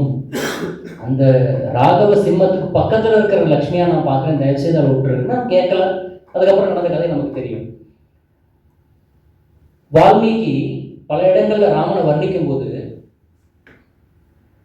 ராமன் வந்து அந்த ரிஷிமுக பருவத்தில் இருக்கிற குகைக்குள்ள நுழையும் போது சிங்கம் ஒரு குகைக்குள்ள நுழையிற மாதிரி அப்படின்னு சொல்றாரு. இது எல்லாமே வந்து அவரோட அந்த இன்பார்ன் கேரக்டர். ஒரு டேஷாவு இருந்ததுன்னா, நான் இப்படி தான் சிங்கமாக இருக்கும்போது நான் இப்படி தான் நடந்தேன் அப்படின்னு நினச்சி அவர் நடக்கிற மாதிரி இருந்தது. ஃபைனலாக விபீஷண சரணாகதியின் போது அவன் வந்து விபீஷணன் வந்து சொல்கிறான், இந்த மாதிரி ஊரிலே தேரும் இல்லை, எனக்கு யாரும் இல்லை, நான் உன்னோட சரணாகதின்னு சொல்லிட்டு நான் வந்துட்டேன் அப்படின்னு போது விவாதம் நடக்கிறது. ராமர் இந்த டெமோக்ராட்டிக் ப்ராசஸ் படி நீ என்ன சொல்கிற எல்லாரும் சொல்லி கேட்க. கிருஷ்ணர் அப்படி கிடையாது, நீ யாரை என்னாலும் சொல்லி நான் பண்ணுறது தான் பண்ணுவேன்ற ஒரு டைப். இந்த கன்னிராசியெல்லாம் மோஸ்ட்லி இப்படி தான் இருப்பான். அட்வைஸ்லாம் கேட்டுப்பான், நான் தான் கன்னிராசி, அட்வைஸ்லாம் கேட்டுப்பான், சொல்கிறது தான் செய்கிறதான் செய்வான். கடைசியில் அது மாதிரி நான் செய்கிறதான் செய்வார் கிருஷ்ணர். அப்படி இல்லை, ராமர் வந்து பல கருத்து கேட்குறாரு. கேட்டவொன்னே எல்லாரும் சொல்கிறா, பர்டிகுலராக சுக்ரீவன் சொல்கிறான், அது எப்படி சகோதரனை வந்து எதிர்த்து வந்து நம்ம எப்படி நம்புறது, அது நீ சொல்கிறியா அப்படிங்கிற மாதிரி ஒரு பார்வை சுக்ரீவன் சொல்கிற, சகோதரனை வந்து மதிக்காமல் சகோதரன் பிரிஞ்சு வந்திருக்கானே இவன் எப்படி நம்புறதுன்னு, நீ யார் முதல்ல அப்படின்னு அங்கே ஒரு சின்ன ஒரு பாஸ்.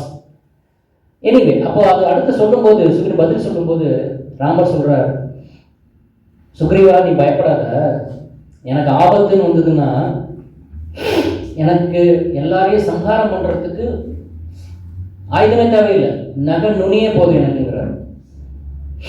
ராமாவதாரத்தில் ராமர் சொல்றார், ராமர் என்ன பண்ணிருக்கணும், ராமரோட டிபிக்கல் கேரக்டர் என்ன, ஒரு அம்பு போதும், ஒரு அம்புல ஒரு ஒரு வில்ல, நான் அம்பு கூட விட வேண்டியது, நான் வில்ல நானேட்டுனாவே எல்லாரும் அழிச்சு போயிடுவா அப்படின்னு சொல்லியிருக்கலாம்.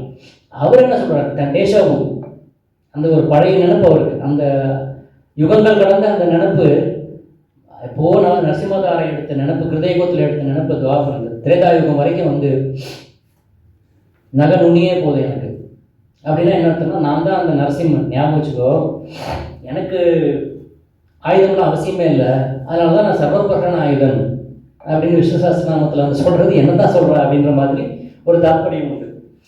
அந்த அந்த மாதிரி இதில் சினத்தினால், அந்த சினம் எங்கேருந்து வந்தது அப்படின்னா, அந்த ஒரு சின்ன ரெமனன்ஸ், ஒரு சின்ன பேக்லாக், அந்த சினம் நரசிம்மன்டேருந்து வந்த சினம்.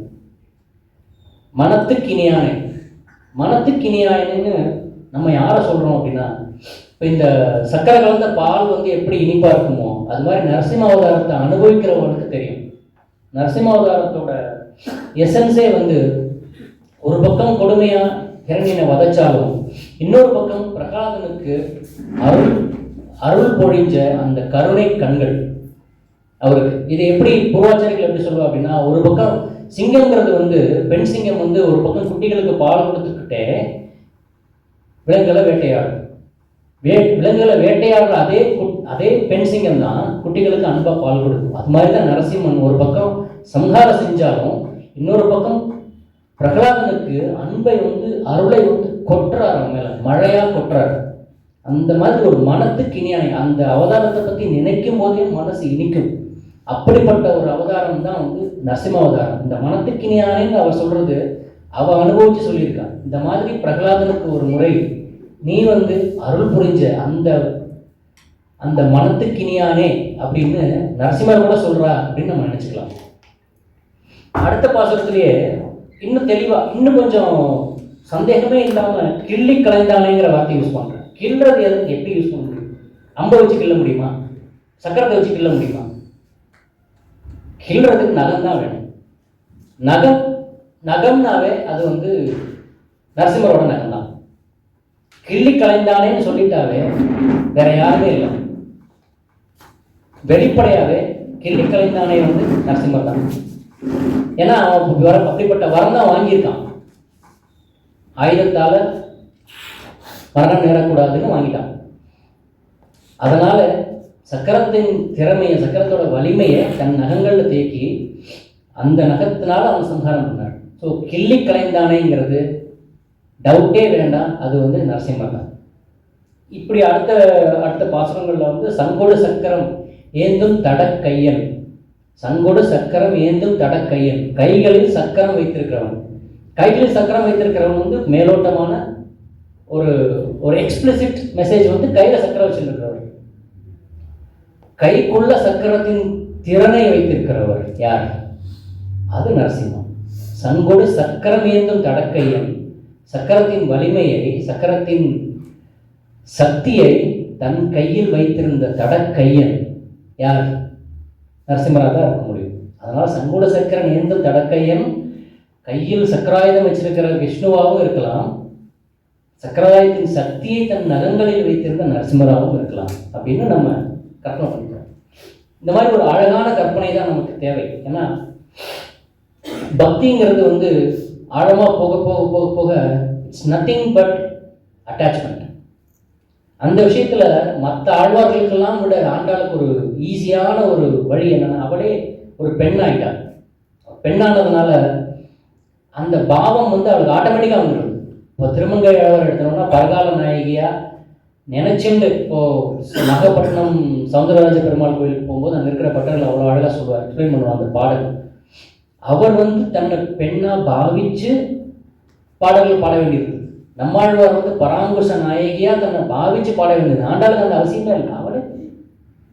அவளுக்கு என்னென்ன பாவம் வேணுமோ, என்னென்ன பாடல் பாடணுமோ, எந்த டெப்த் வரைக்கும் போகணுமோ பக்தியில அத்தனையும் அளந்து பார்த்தவள் அந்த ஆண்டாள். அதனாலதான் அவள் ஆண்டாள்னு பேர். ஆண்டு கொண்டிருக்கிறவள், பக்தி எனும் உலகை ஆண்டு கொண்டிருப்பவள். நம்ம எல்லாம் சேர்த்து ஆண்டு கொண்டிருப்பவள் அவள் தான். இதில் இன்னொரு விஷயம் என்னன்னா, ஆண்டாங்கிறவள் வந்து பெருமாளோட பத்னி, ஃபேமிலி மெம்பர். அதுக்காக அவளை வந்து ஆழ்வார்கள் நம்பர் 1 இருக்கணும்னு அவசியம் இல்லை, எங்கேயுமே சொல்லலை. அதுதான் சனாதன தர்மம். என் ஃபேமிலி மெம்பருங்கிறதுக்காக அவனுக்கு முன்னுரிமை கொடுத்து நான் முன்னாடி உட்கார வைக்கல. ஆழ்வார்களில் ஃபர்ஸ்ட் பிளேஸ் யார்? பொய்கை ஆழ்வார், பேயாழ்வார், பூதத்தாழ்வார், பேயாழ்வார். ஃபேமிலி மெம்பருங்கிறதுக்காக ப்ரொமோட் பண்ணலை. அதுதான் சனாதன தர்மம். ஆண்டா அவளுக்குரிய இடத்துல ஒரு ஆழ்வாரா அவள் வந்து பரிமளிச்சுன்னு இருக்கா. 5 கோடிக்கு ஒரு சந்ததியால் ஆழ்வார்கள் தம் செயலை விஞ்சி நிற்கும் அப்படின்னு சொல்லும்போது எப்படி விஞ்சி நிற்கிறா அப்படின்னா, அவளுக்குரிய பாவம் ஆட்டோமேட்டிக்காக அவளுக்கு வந்துடுறது. பெண்ணாகி இருந்ததுனால எவ்வளவு ஒரு அழகான விஷயம். நாச்சியார் திருமொழி படிக்கும்போது காதல்ங்கிறது எவ்வளோ ஒரு அழகான ஒரு டூல் ஃபார் பக்தி. காதல்ங்கிறதுக்கான டிஃப்ரென்ஸ் வேற. சினிமா பார்த்து நம்ம அந்த டெஃபினேஷனை வந்து அக்செப்ட் பண்ணிக்கூடாது. காதல்ங்கிறதுக்கான டெஃபினேஷனே வேற. அந்த காதலுக்கான டெஃபினேஷனை பல்வேறு டைமென்ஷன்ஸ் வந்து நான் நாச்சியார் திருமொழி படிக்கும்போது நமக்கு தெரியும்.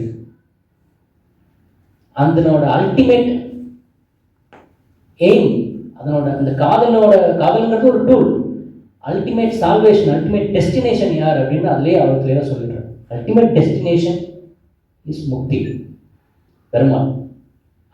அந்த நிலை அடையிறதுக்கான டூல் வந்து காதல். அதை வந்து அவ்வளோ அழகாக மொழி வாயிலாக அவள் சொன்னவள் ஆண்டாள். அந்த பாவம் வந்து வேற யாருக்குமே வராது. அது மாதிரி இந்த மாதிரி நிறைய பல இந்த பாசனங்கள் படிக்கவே நமக்கே வந்து இப்படி இருக்குமோ அப்படி இருக்குமோ நம்ம ஆராய்ச்சி பார்க்கறது, அதுதான் பக்தி அப்படின்னு சொல்லுவாங்க எல்லாரும். ஏன்னா சிம்பிளாக ஒரு இதை மெக்கானிக்கலாக படிச்சுட்டு போகிறதுல எந்த அர்த்தமும் இல்லை.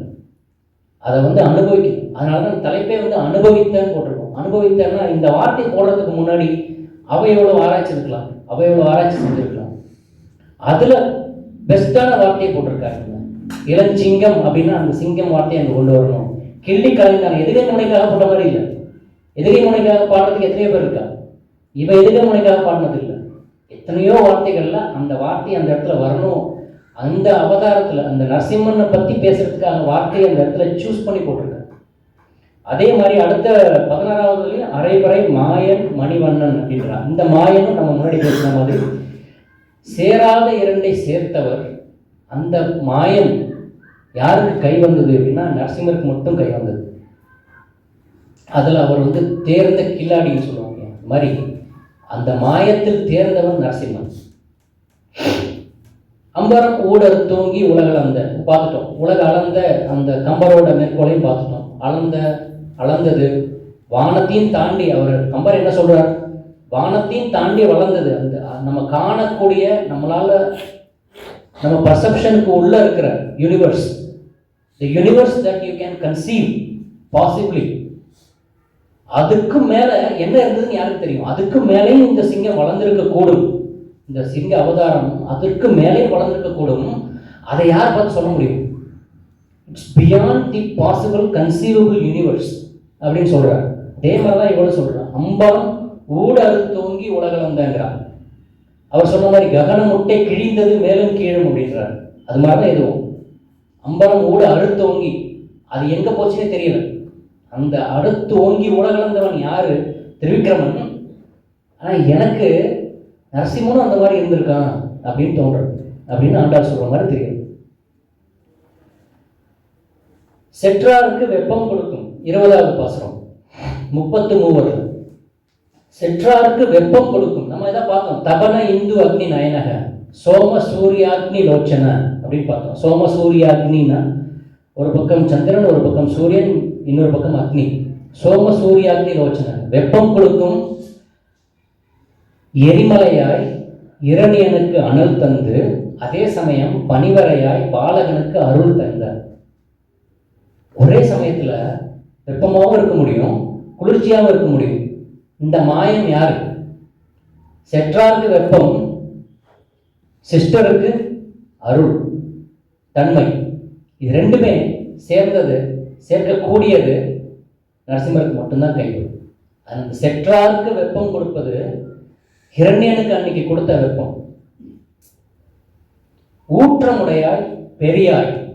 ஊற்றமுடையாய் அந்த வலிமை, அவனை ஜெயிக்கிறதுக்குரிய வலிமை அது சாதாரண விஷயம். அவனை அவ்வளோ கண்டிஷன் போட்டான், அவ்வளோ திங்க் பண்ணி, அவ்வளோ பெரிய பெரிய காம்ப்ளெக்ஸான வரலாம். இவருக்கு சர்வ சாதாரணம். அவர் ஒரு முகூர்த்த நேரம் வந்தார், பார்த்தார், போயிட்டார், அவ்வளோதான். வந்தார், முடிச்சார், போயிட்டார். மற்ற அவதாரங்கள்லாம் பேசஞ்சர் ட்ரெயின் கூட வச்சுக்கலாம். நரசிம்ம இப்போ ராமாவதாரம்லாம் 14 வருஷம் காட்டுக்கு போய் அது அந்த அவதாரத்துடைய பர்பஸ் வேற. அப்படி டைம் லைனை கம்பேர் பண்ணும்போது மற்ற அவதாரம்லாம் பேசஞ்சர் ட்ரெயின்னா, நரசிம்ம அவதாரம் இந்த மேக்லர், ஜப்பான்ல எல்லாம் மேக்லர் இப்போ 2 நாளைக்கு முன்னாடி சைனாவில் டெஸ்ட் பண்ணியிருக்கான். 450 கிலோமீட்டர் வேகம் புல்லட் ட்ரெயினுக்கும் மேலே மேக்லர். அப்படி பார்த்தா அந்த கம்பேர் பண்ணி பார்த்தோம்னா நரசிம்ம அவதாரம் மேக்லர் ட்ரெயின். மற்ற அவதாரங்கள் அதுக்குரிய ஓன் ஸ்வீட் டைம் எடுத்துட்டா. இவர் வந்தார், நத்திங், பெரிய பிஸ்னஸே கிடையாது, பேச்சுவார்த்தையே கிடையாது, முடிச்சு வந்தார், வேலையை முடிச்சா போயிட்டார், அவ்வளோதான். இந்த ஊற்றமுடையாய் பெரியாய், பெரியாய்ன்னு சொல்லிட்டாவே பெரிய அந்த உலகம் அளந்த அந்த பிரம்மாண்டமான உருவம். இப்போ கம்பர் சொன்ன பாடலை திருப்பி எல்லாரும் ரிமைண்ட் பண்ணி போனோம். அவ்வளோ பெரிய ககனமுட்டை கிழிகிற அளவுக்கு வளர்ந்தானே அது பெரியாதான் இருக்க முடியும். அப்போ இந்த பெரியாய் அவன் சொல்றது. இந்த பெரியாய் திருவிக்கிரமன் சொன்னாலும் நரசிம்மன் தானே சொல்றாரு. சுடரே, சுடரே அப்படின்னு வரும்போது சுடருக்கான குவாலிட்டி என்ன? பிரகாசம். கோடி சூரிய பிரகாசம். அந்த தூணை உடைஞ்சு தூண் பிளந்து வெளியே வர்ற அந்த உருவம் கோடி சூரியர்கள் ஒரே சமயத்தில் உதிச்ச மாதிரி இருந்தது அப்படின்னு சொல்லுவாங்க. பாகவதத்தில் சொல்லும்போது அந்த பிரகாசத்துக்கு முன்னாடி கோடி சூரியர்கள் சேர்ந்தாலும் இருக்க முடியாது. விஷ்ணு சஹஸ்ரநாமத்தில் கடைசியில் அதுக்கப்புறம் வர்ற அந்த பஞ்சாயத்தில் முதல்ல வர வரி ஸ்புரத் தகசார சிகாரி தீவிரம். அந்த கோடி சூரியர்கள் சேர்ந்து உதிச்சா எப்படி இருக்குமோ அந்த சுடர், அந்த சுடர் அப்படின்னு நரசிம்மன் தான் இங்கே சொல்கிறான்னு தோற்றமாய் உலகினில் தோற்றமாய் நின்ற சுடரே. ஏன்னா அன்னைக்கு அந்த நரசிம்மர் வந்தபோது எப்படி பகலில் லைட்டு போட்டால் ஸ்ட்ரீட் லைட் போட்டால் தெரியாதோ அது மாதிரி அந்த சுடருக்கு முன்னாடி, நரசிம்மங்கிற அந்த சுடருக்கு முன்னாடி 1000 கோடி சூரியர்கள் ஒன்றா உதிச்ச அந்த சுடருக்கு முன்னாடி வேற எந்த சுடருமே எடுபடலை. அந்த சுடர் இங்கே அவர் சுடரே அப்படின்னு சொல்றது அந்த சுடரை தான் சொல்றார். திங்களும் ஆதித்யனும் எழுந்தார் போல். திங்களும் ஆதித்யனும் நிலாவும் சூரியனும் சேர்ந்து உதிச்சா மாதிரி. திங்களும் ஆதித்யனும் எழுந்தார் போல் அங்க இரண்டு கொண்டு எங்கள் மேல் நோக்குதியல். இரண்டு சேர்ந்தாப்புல நீ பார்க்குற பார்வை இருக்கு. இப்பதான் நம்ம பேசணும். ஒரு பக்கம் அனல், ஒரு பக்கம் அருள். ஹிரண்யனுக்கு அனல், பிரகலாதனுக்கு அருள். ரெண்டும் ஒரே சமயத்துல ஒரே ஆள் கிட்ட. இந்த மாயம் வேற யாருக்கும் கிடையாது. திங்கள் ஆதித்யன் ரெண்டும் எழுந்தால் போல் வந்த ஒரே அவதாரம் இந்த அடையாளத்தோடு இருக்கிறது. யாராருக்கு முடியும்? ராமருக்கு இல்லை, கிருஷ்ணருக்கு இல்லை. இந்த 2 அடையாளத்தோடு வந்த ஒரே ஆள் யார்? நரசிம்மர். திங்களும் ஆதித்யனும் எழுந்தார் போல நரசிம்மர் மாதிரி எங்களுக்கு அருள் புரி அப்படின்னு சொல்றா. நம்ம எடுத்துக்கலாம். இதோட ஒரு முத்தாய்ப்பான ஒரு பாசுரம், அதாவது இந்த நரசிம்மாவதாரத்தை எக்ஸ்பிளிசிட்டா வர்ணிச்ச ஒரு பாசுரம்னா அந்த 23வது பாசுரம். மாரி மலை முழைஞ்சில் மன்னி கிடந்துறங்கும் சீரிய சிங்கம் அறிவுற்று தீவிழித்து வேரி மயிர் பொங்க எப்பாடும் பேர்ந்து உதறி மூறி நிமிர்ந்து முழங்கி புறப்பட்டு. இதை படிக்கும் போதே இந்த கதவை திறந்து ஒரு சிங்கம் வந்துற மாதிரியே இருக்கு. Such visualisation, dramatic visualisation. இதை படிக்க படிக்க இங்கே பக்கத்தில் கதை ஓப்பன் வந்துடுமோ அப்படின்ற மாதிரி இருக்கு. இந்த பாசுரத்தில் 8 வரி பாசுரத்தில் 4 வரி அந்த டிஸ்கிரிப்ஷன். மாறி மலை முறைஞ்சு. நான் சொன்ன மாதிரி இது ஒரு கால கண்ணாடி. அவளுக்கு ஜியாகிரபி தெரிஞ்சிருக்கு, அவளுக்கு சோஷியல் சயின்ஸ் தெரிஞ்சிருக்கு, அவளுக்கு ஃபாரஸ்ட்ரி அக்ரிகல்ச்சர் பற்றின அவேர்னஸ் இருக்குது. இன்னும் சொல்ல போனால் ஓங்கு பெரும் சென்னல் ஊடுகையில் உகலை அப்படின்னு ஒரு பாசுரத்தில் வரும். இந்தோனேஷியாவிலே பிலிப்பைன்ஸ்லேயும் இன்டெகிரேட்டட் ஃபார்மிங் சிஸ்டம். நான் அடியே படித்தது அக்ரிகல்ச்சர், அதனால் அதை பார்க்கும்போதெல்லாம் எனக்கு ஞாபகம் வரும். இன்டெகிரேட்டட் ஃபார்மிங்னு சொல்லி அவன் fish culture in between in the same field where paddy is grown. Rice is grown அப்படின்றது.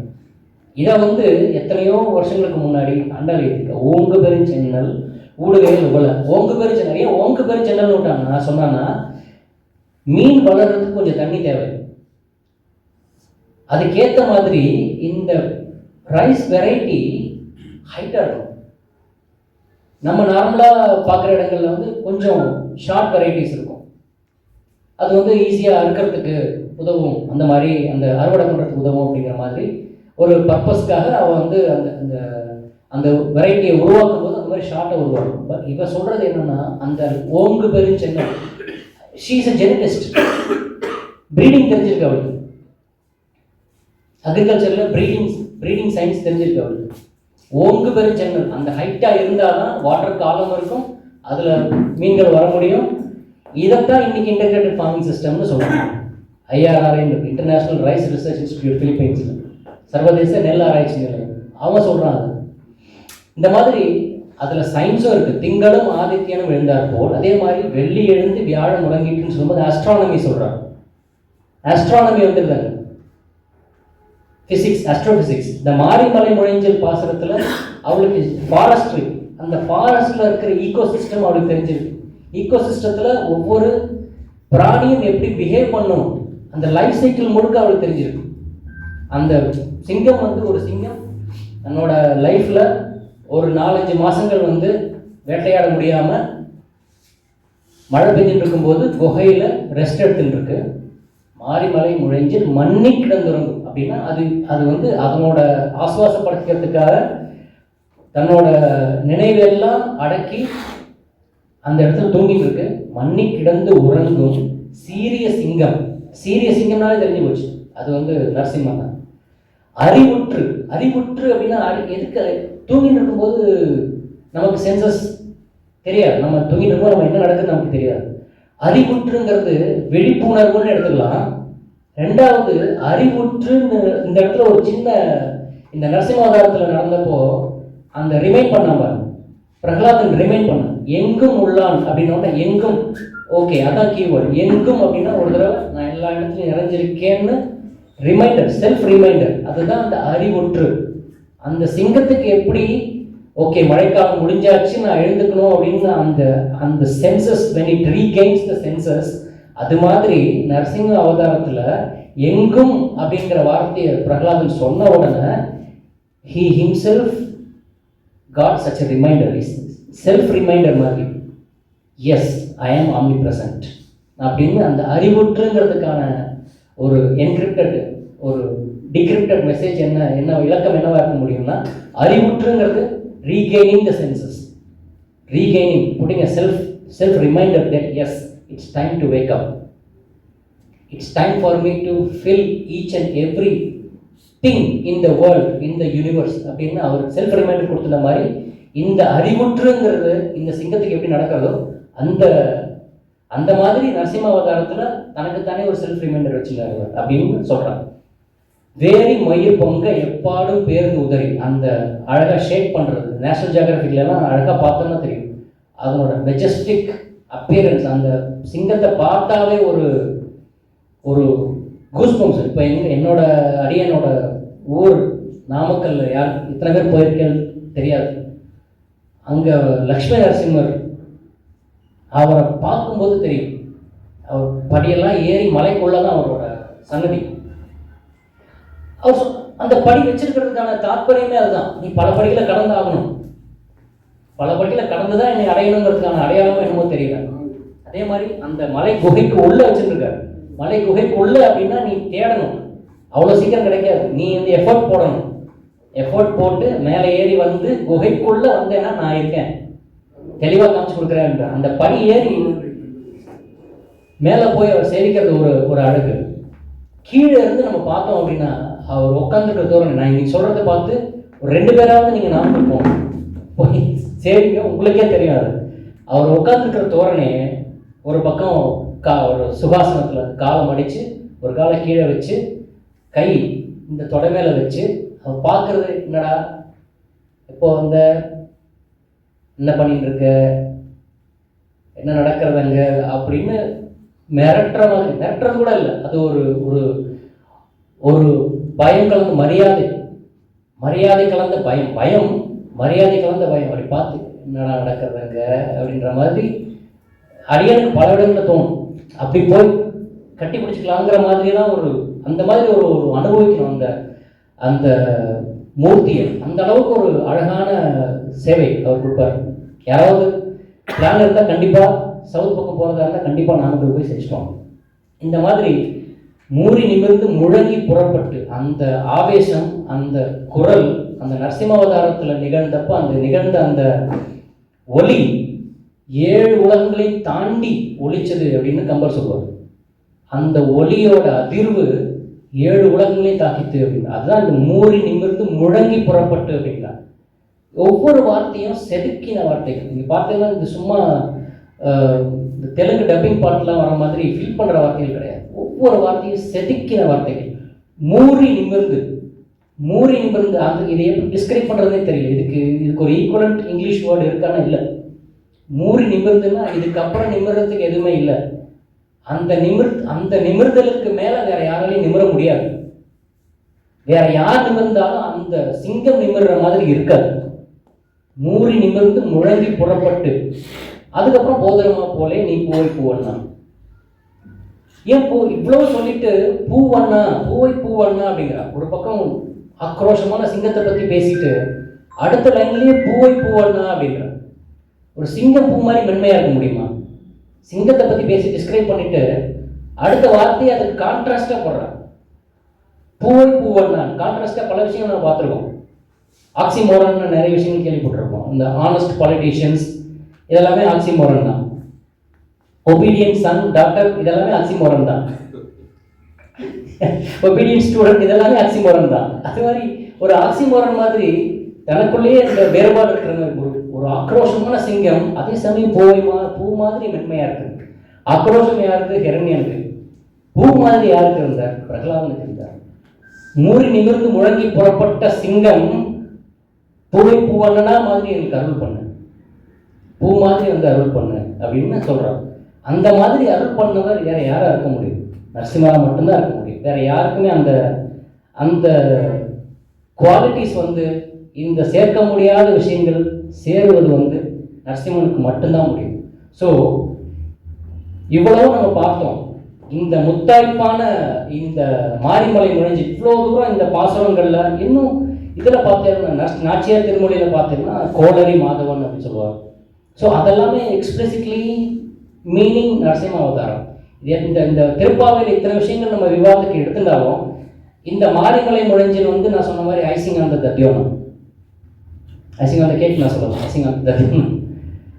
அந்த முத்தாய்ப்பா அந்த மாரிமலை முழைஞ்சில் சொல்லிட்டு நரசிம்ம அவதாரம் மாதிரி தான் நீ வந்து எங்களுக்கு அருள் புரியணும் அப்படின்னு கடைசியா சொல்லும்போது செங்கன் திருமுகத்து செல்வத் திருமாலால் அப்படின்றாங்க. செல்வத் திருமால், திருமால் செல்வம், செல்வம்னா லக்ஷ்மி, திருமால் செல்வத் திருமால்னா லக்ஷ்மி நரசிம்மன், லக்ஷ்மி நரசிம்மனா வந்து எங்களுக்கு அருள் புரியணும்னு கடைசி பாசுரத்துல செங்கன் திருமுகத்து செல்வத் திருமாலால் எங்கும் திருவருள் பெற்று அப்படின்னு முடிப்பார். இந்த மாதிரி இந்த இந்த திருப்பாவை முழுக்கவே என்கிரிப்டட் மெசேஜஸ் மாதிரி இந்த இந்த நரசிம்மனை பற்றி சொல்லியிருப்பாளோ அப்படின்னு நம்ம ஆராய்ச்சி பண்ணி பார்க்கறதுலையும் ஒரு ஒரு ஒரு அலாதியான ஒரு இன்பம் இருக்கு. அதனால தான் இந்த இந்த ஒரு ஆப்பர்ச்சுனிட்டி, இந்த மாதிரி ஒரு திருப்பாவை பற்றி பேசணும் அப்படின்னு ஒரு ஆப்பர்ச்சுனிட்டி வந்தப்போ பாசுரங்களை படிக்கிறது ஒரு விதம், அதுக்கான அர்த்தங்களை சொல்றது விதம், அதுக்குள்ள வேற ஏதாவது நம்ம இன்ட்ரெஸ்டிங்காக பண்ண முடியுமா அப்படின்னு நம்ம யோசிச்சு பார்த்தப்போ அடியனுக்கு நான் சொன்ன மாதிரி பசுமாரை பற்றி நல்லா தெரிஞ்சது, தென்னை மரத்தை பற்றி பேச வேண்டிய சூழ்நிலை வந்தோன்னு இப்போ ரெண்டையும் கனெக்ட் பண்ணியாச்சு. ஸோ திருப்பாவில் நரசிம்மனை பற்றி எந்த அளவுக்கு சொல்லியிருப்பா அப்படின்னு நம்ம ஆண்டாளை பற்றி நம்ம யோசிக்கும் போதும் பிரகலாதனை இந்த நரசிம்மரை பற்றி பேசும்போது அஃப்கோர்ஸ் பிரகலாதனை பற்றி நம்ம சொல்லியே ஆகணும். இதனால் நமக்கு கிடைக்கக்கூடிய மெசேஜ் அல்டிமேட்லி நான் ஆரம்பத்தில் சொன்ன மாதிரி பிடிவாதமும் வேணும், யார் சொன்னாலும் கேட்கக்கூடாது, கண்டிப்பாக கண்மூடித்தனமான நம்பிக்கை வேணும், விஸ்வாசம் கண்டிப்பாக வேணும், திருட நிச்சயா அப்படின்னு பகவத்கீதையில் பெருமாள் சொல்கிறார்.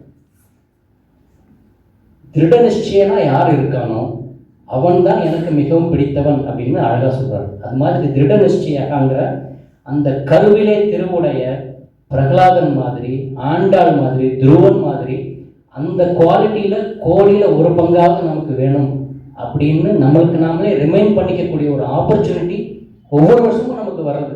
மார்கழி மாதத்தில் திருப்பாவை படிக்கும்போது, திருப்பாவை பற்றி நினைக்கும் போதும் கேட்கும் போதும் இந்த ஸ்மரணம், ஆத்ம நிவேதனம், ஸ்மரணம், அது மாதிரி ஸ்ரவணம் மாதிரி காதலை கேட்பதே நமக்கு ஒரு புண்ணியம். அதை சொல்கிறதுக்கான பாக்கியம் அமைஞ்சது அடியனுக்கு இன்னும் மிகப்பெரிய ஒரு பாக்கியமாக நான் நிச்சயமாக நினைக்கிறேன். இது ஒரு பெரிய மேடை, ஒரு அற்புதமான மேடை. இன்னும் சொல்ல போனால் இது என்னோட கன்னி பேச்சு.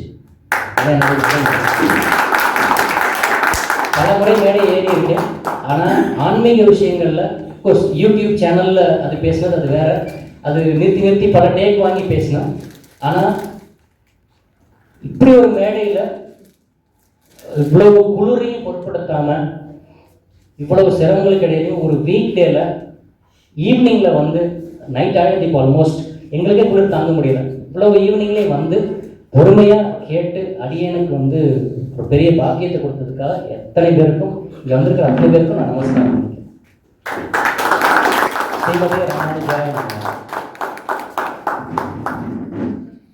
திருப்பாவையில் நரசிம்மதாசனை பற்றி ரொம்ப புதுமையாக இருந்தது. நான் இது வரைக்கும் எவ்வளோ கேட்டிருக்கேன், ஆனால் இது ரொம்ப புதுமையாக இருந்தது. மிக்க நன்றி ராகவன் அவர்களே. இன்று சிறப்பு நாட்கும் உச்சநீதிமன்ற வழக்கறிஞர் திரு சிவபாலமுருகன் அவர்களை வாழ்த்து பேசுமாறு அழைக்கிறேன்.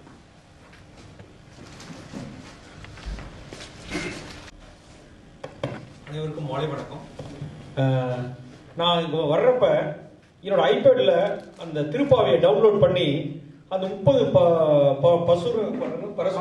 அது இல்லையா இப்போ திரும்ப பார்த்துட்டே வந்தேன். எங்க நரசிம்மரோட இதே காணாமே, எப்படி நம்ம அனுபவிக்கிறது அப்படின்னு எனக்கு திரும்ப உள்ள வந்தானே சாரை பார்த்தேன். நான் இப்படி கேட்க முடிச்சு, எங்க சார் நரசிம்மரே காணாமே, ஒரு பாட்டல்ல அப்படின்னு சொல்லிட்டு அந்த என்கிரிப்டட் மெசேஜ் எனக்கு தெரியவே இல்லை. இப்ப அதை அனுபவிக்கிற அளவுக்கு வந்து சாரு நமக்கு சொன்னது எனக்கு வந்து ரொம்ப நல்லதா இருந்துச்சு.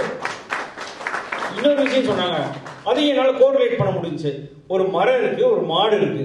ஸோ அந்த மாடுங்கிறது நம்ம விட்டோம்னா எங்கேயோ நம்ம மனசு அலைஞ்சிட்டே இருக்கு. அதை விடாம அவர் என்ன பண்ணாருன்னா அந்த என்கிரிப்டட் மெசேஜை சொல்லி நீங்க என் கையில அலையாதீங்க, 30 அந்த பாடல்கள் இருந்தா கூட அந்த பாடல்ல நரசிம்மரை பத்தி நான் என்ன சொல்றேன்னு கேளுங்கன்னு சொல்லிட்டு நம்ம அந்த மரத்துல கட்டி போட்டு நம்ம அப்படியே எங்கேயுமே போகாம நம்ம ஒரே இடத்துல வச்சிருந்தாரு. அதுக்கு மிக்க நன்றி சார். எனக்கு என்னோட காலேஜில் தான் ஸ்கூலில் படித்தாருன்னு சொல்லி சொன்னாங்க. நான் அதுக்கப்புறம் என்னென்னு கேட்டுக்கிறேன். உங்களுடைய எங்களுக்காக வந்து இவ்வளோ தூரம் அவங்க வந்து எங்களுக்கு அதை நரசிம்மரே இங்கே வந்த மாதிரி இருந்தது எங்களுக்கு. அந்தளவுக்கு நீங்கள் பண்ணது ரொம்ப எங்களுக்கு ரொம்ப நன்றிங்க சார். உங்களுக்காக என்னுடைய தஞ்சை தமிழ் சங்கத்தின் சார்பாகவும் அனைவருக்கும் சார்பாகவும் உங்களுக்கு நன்றி தெரிவித்துக்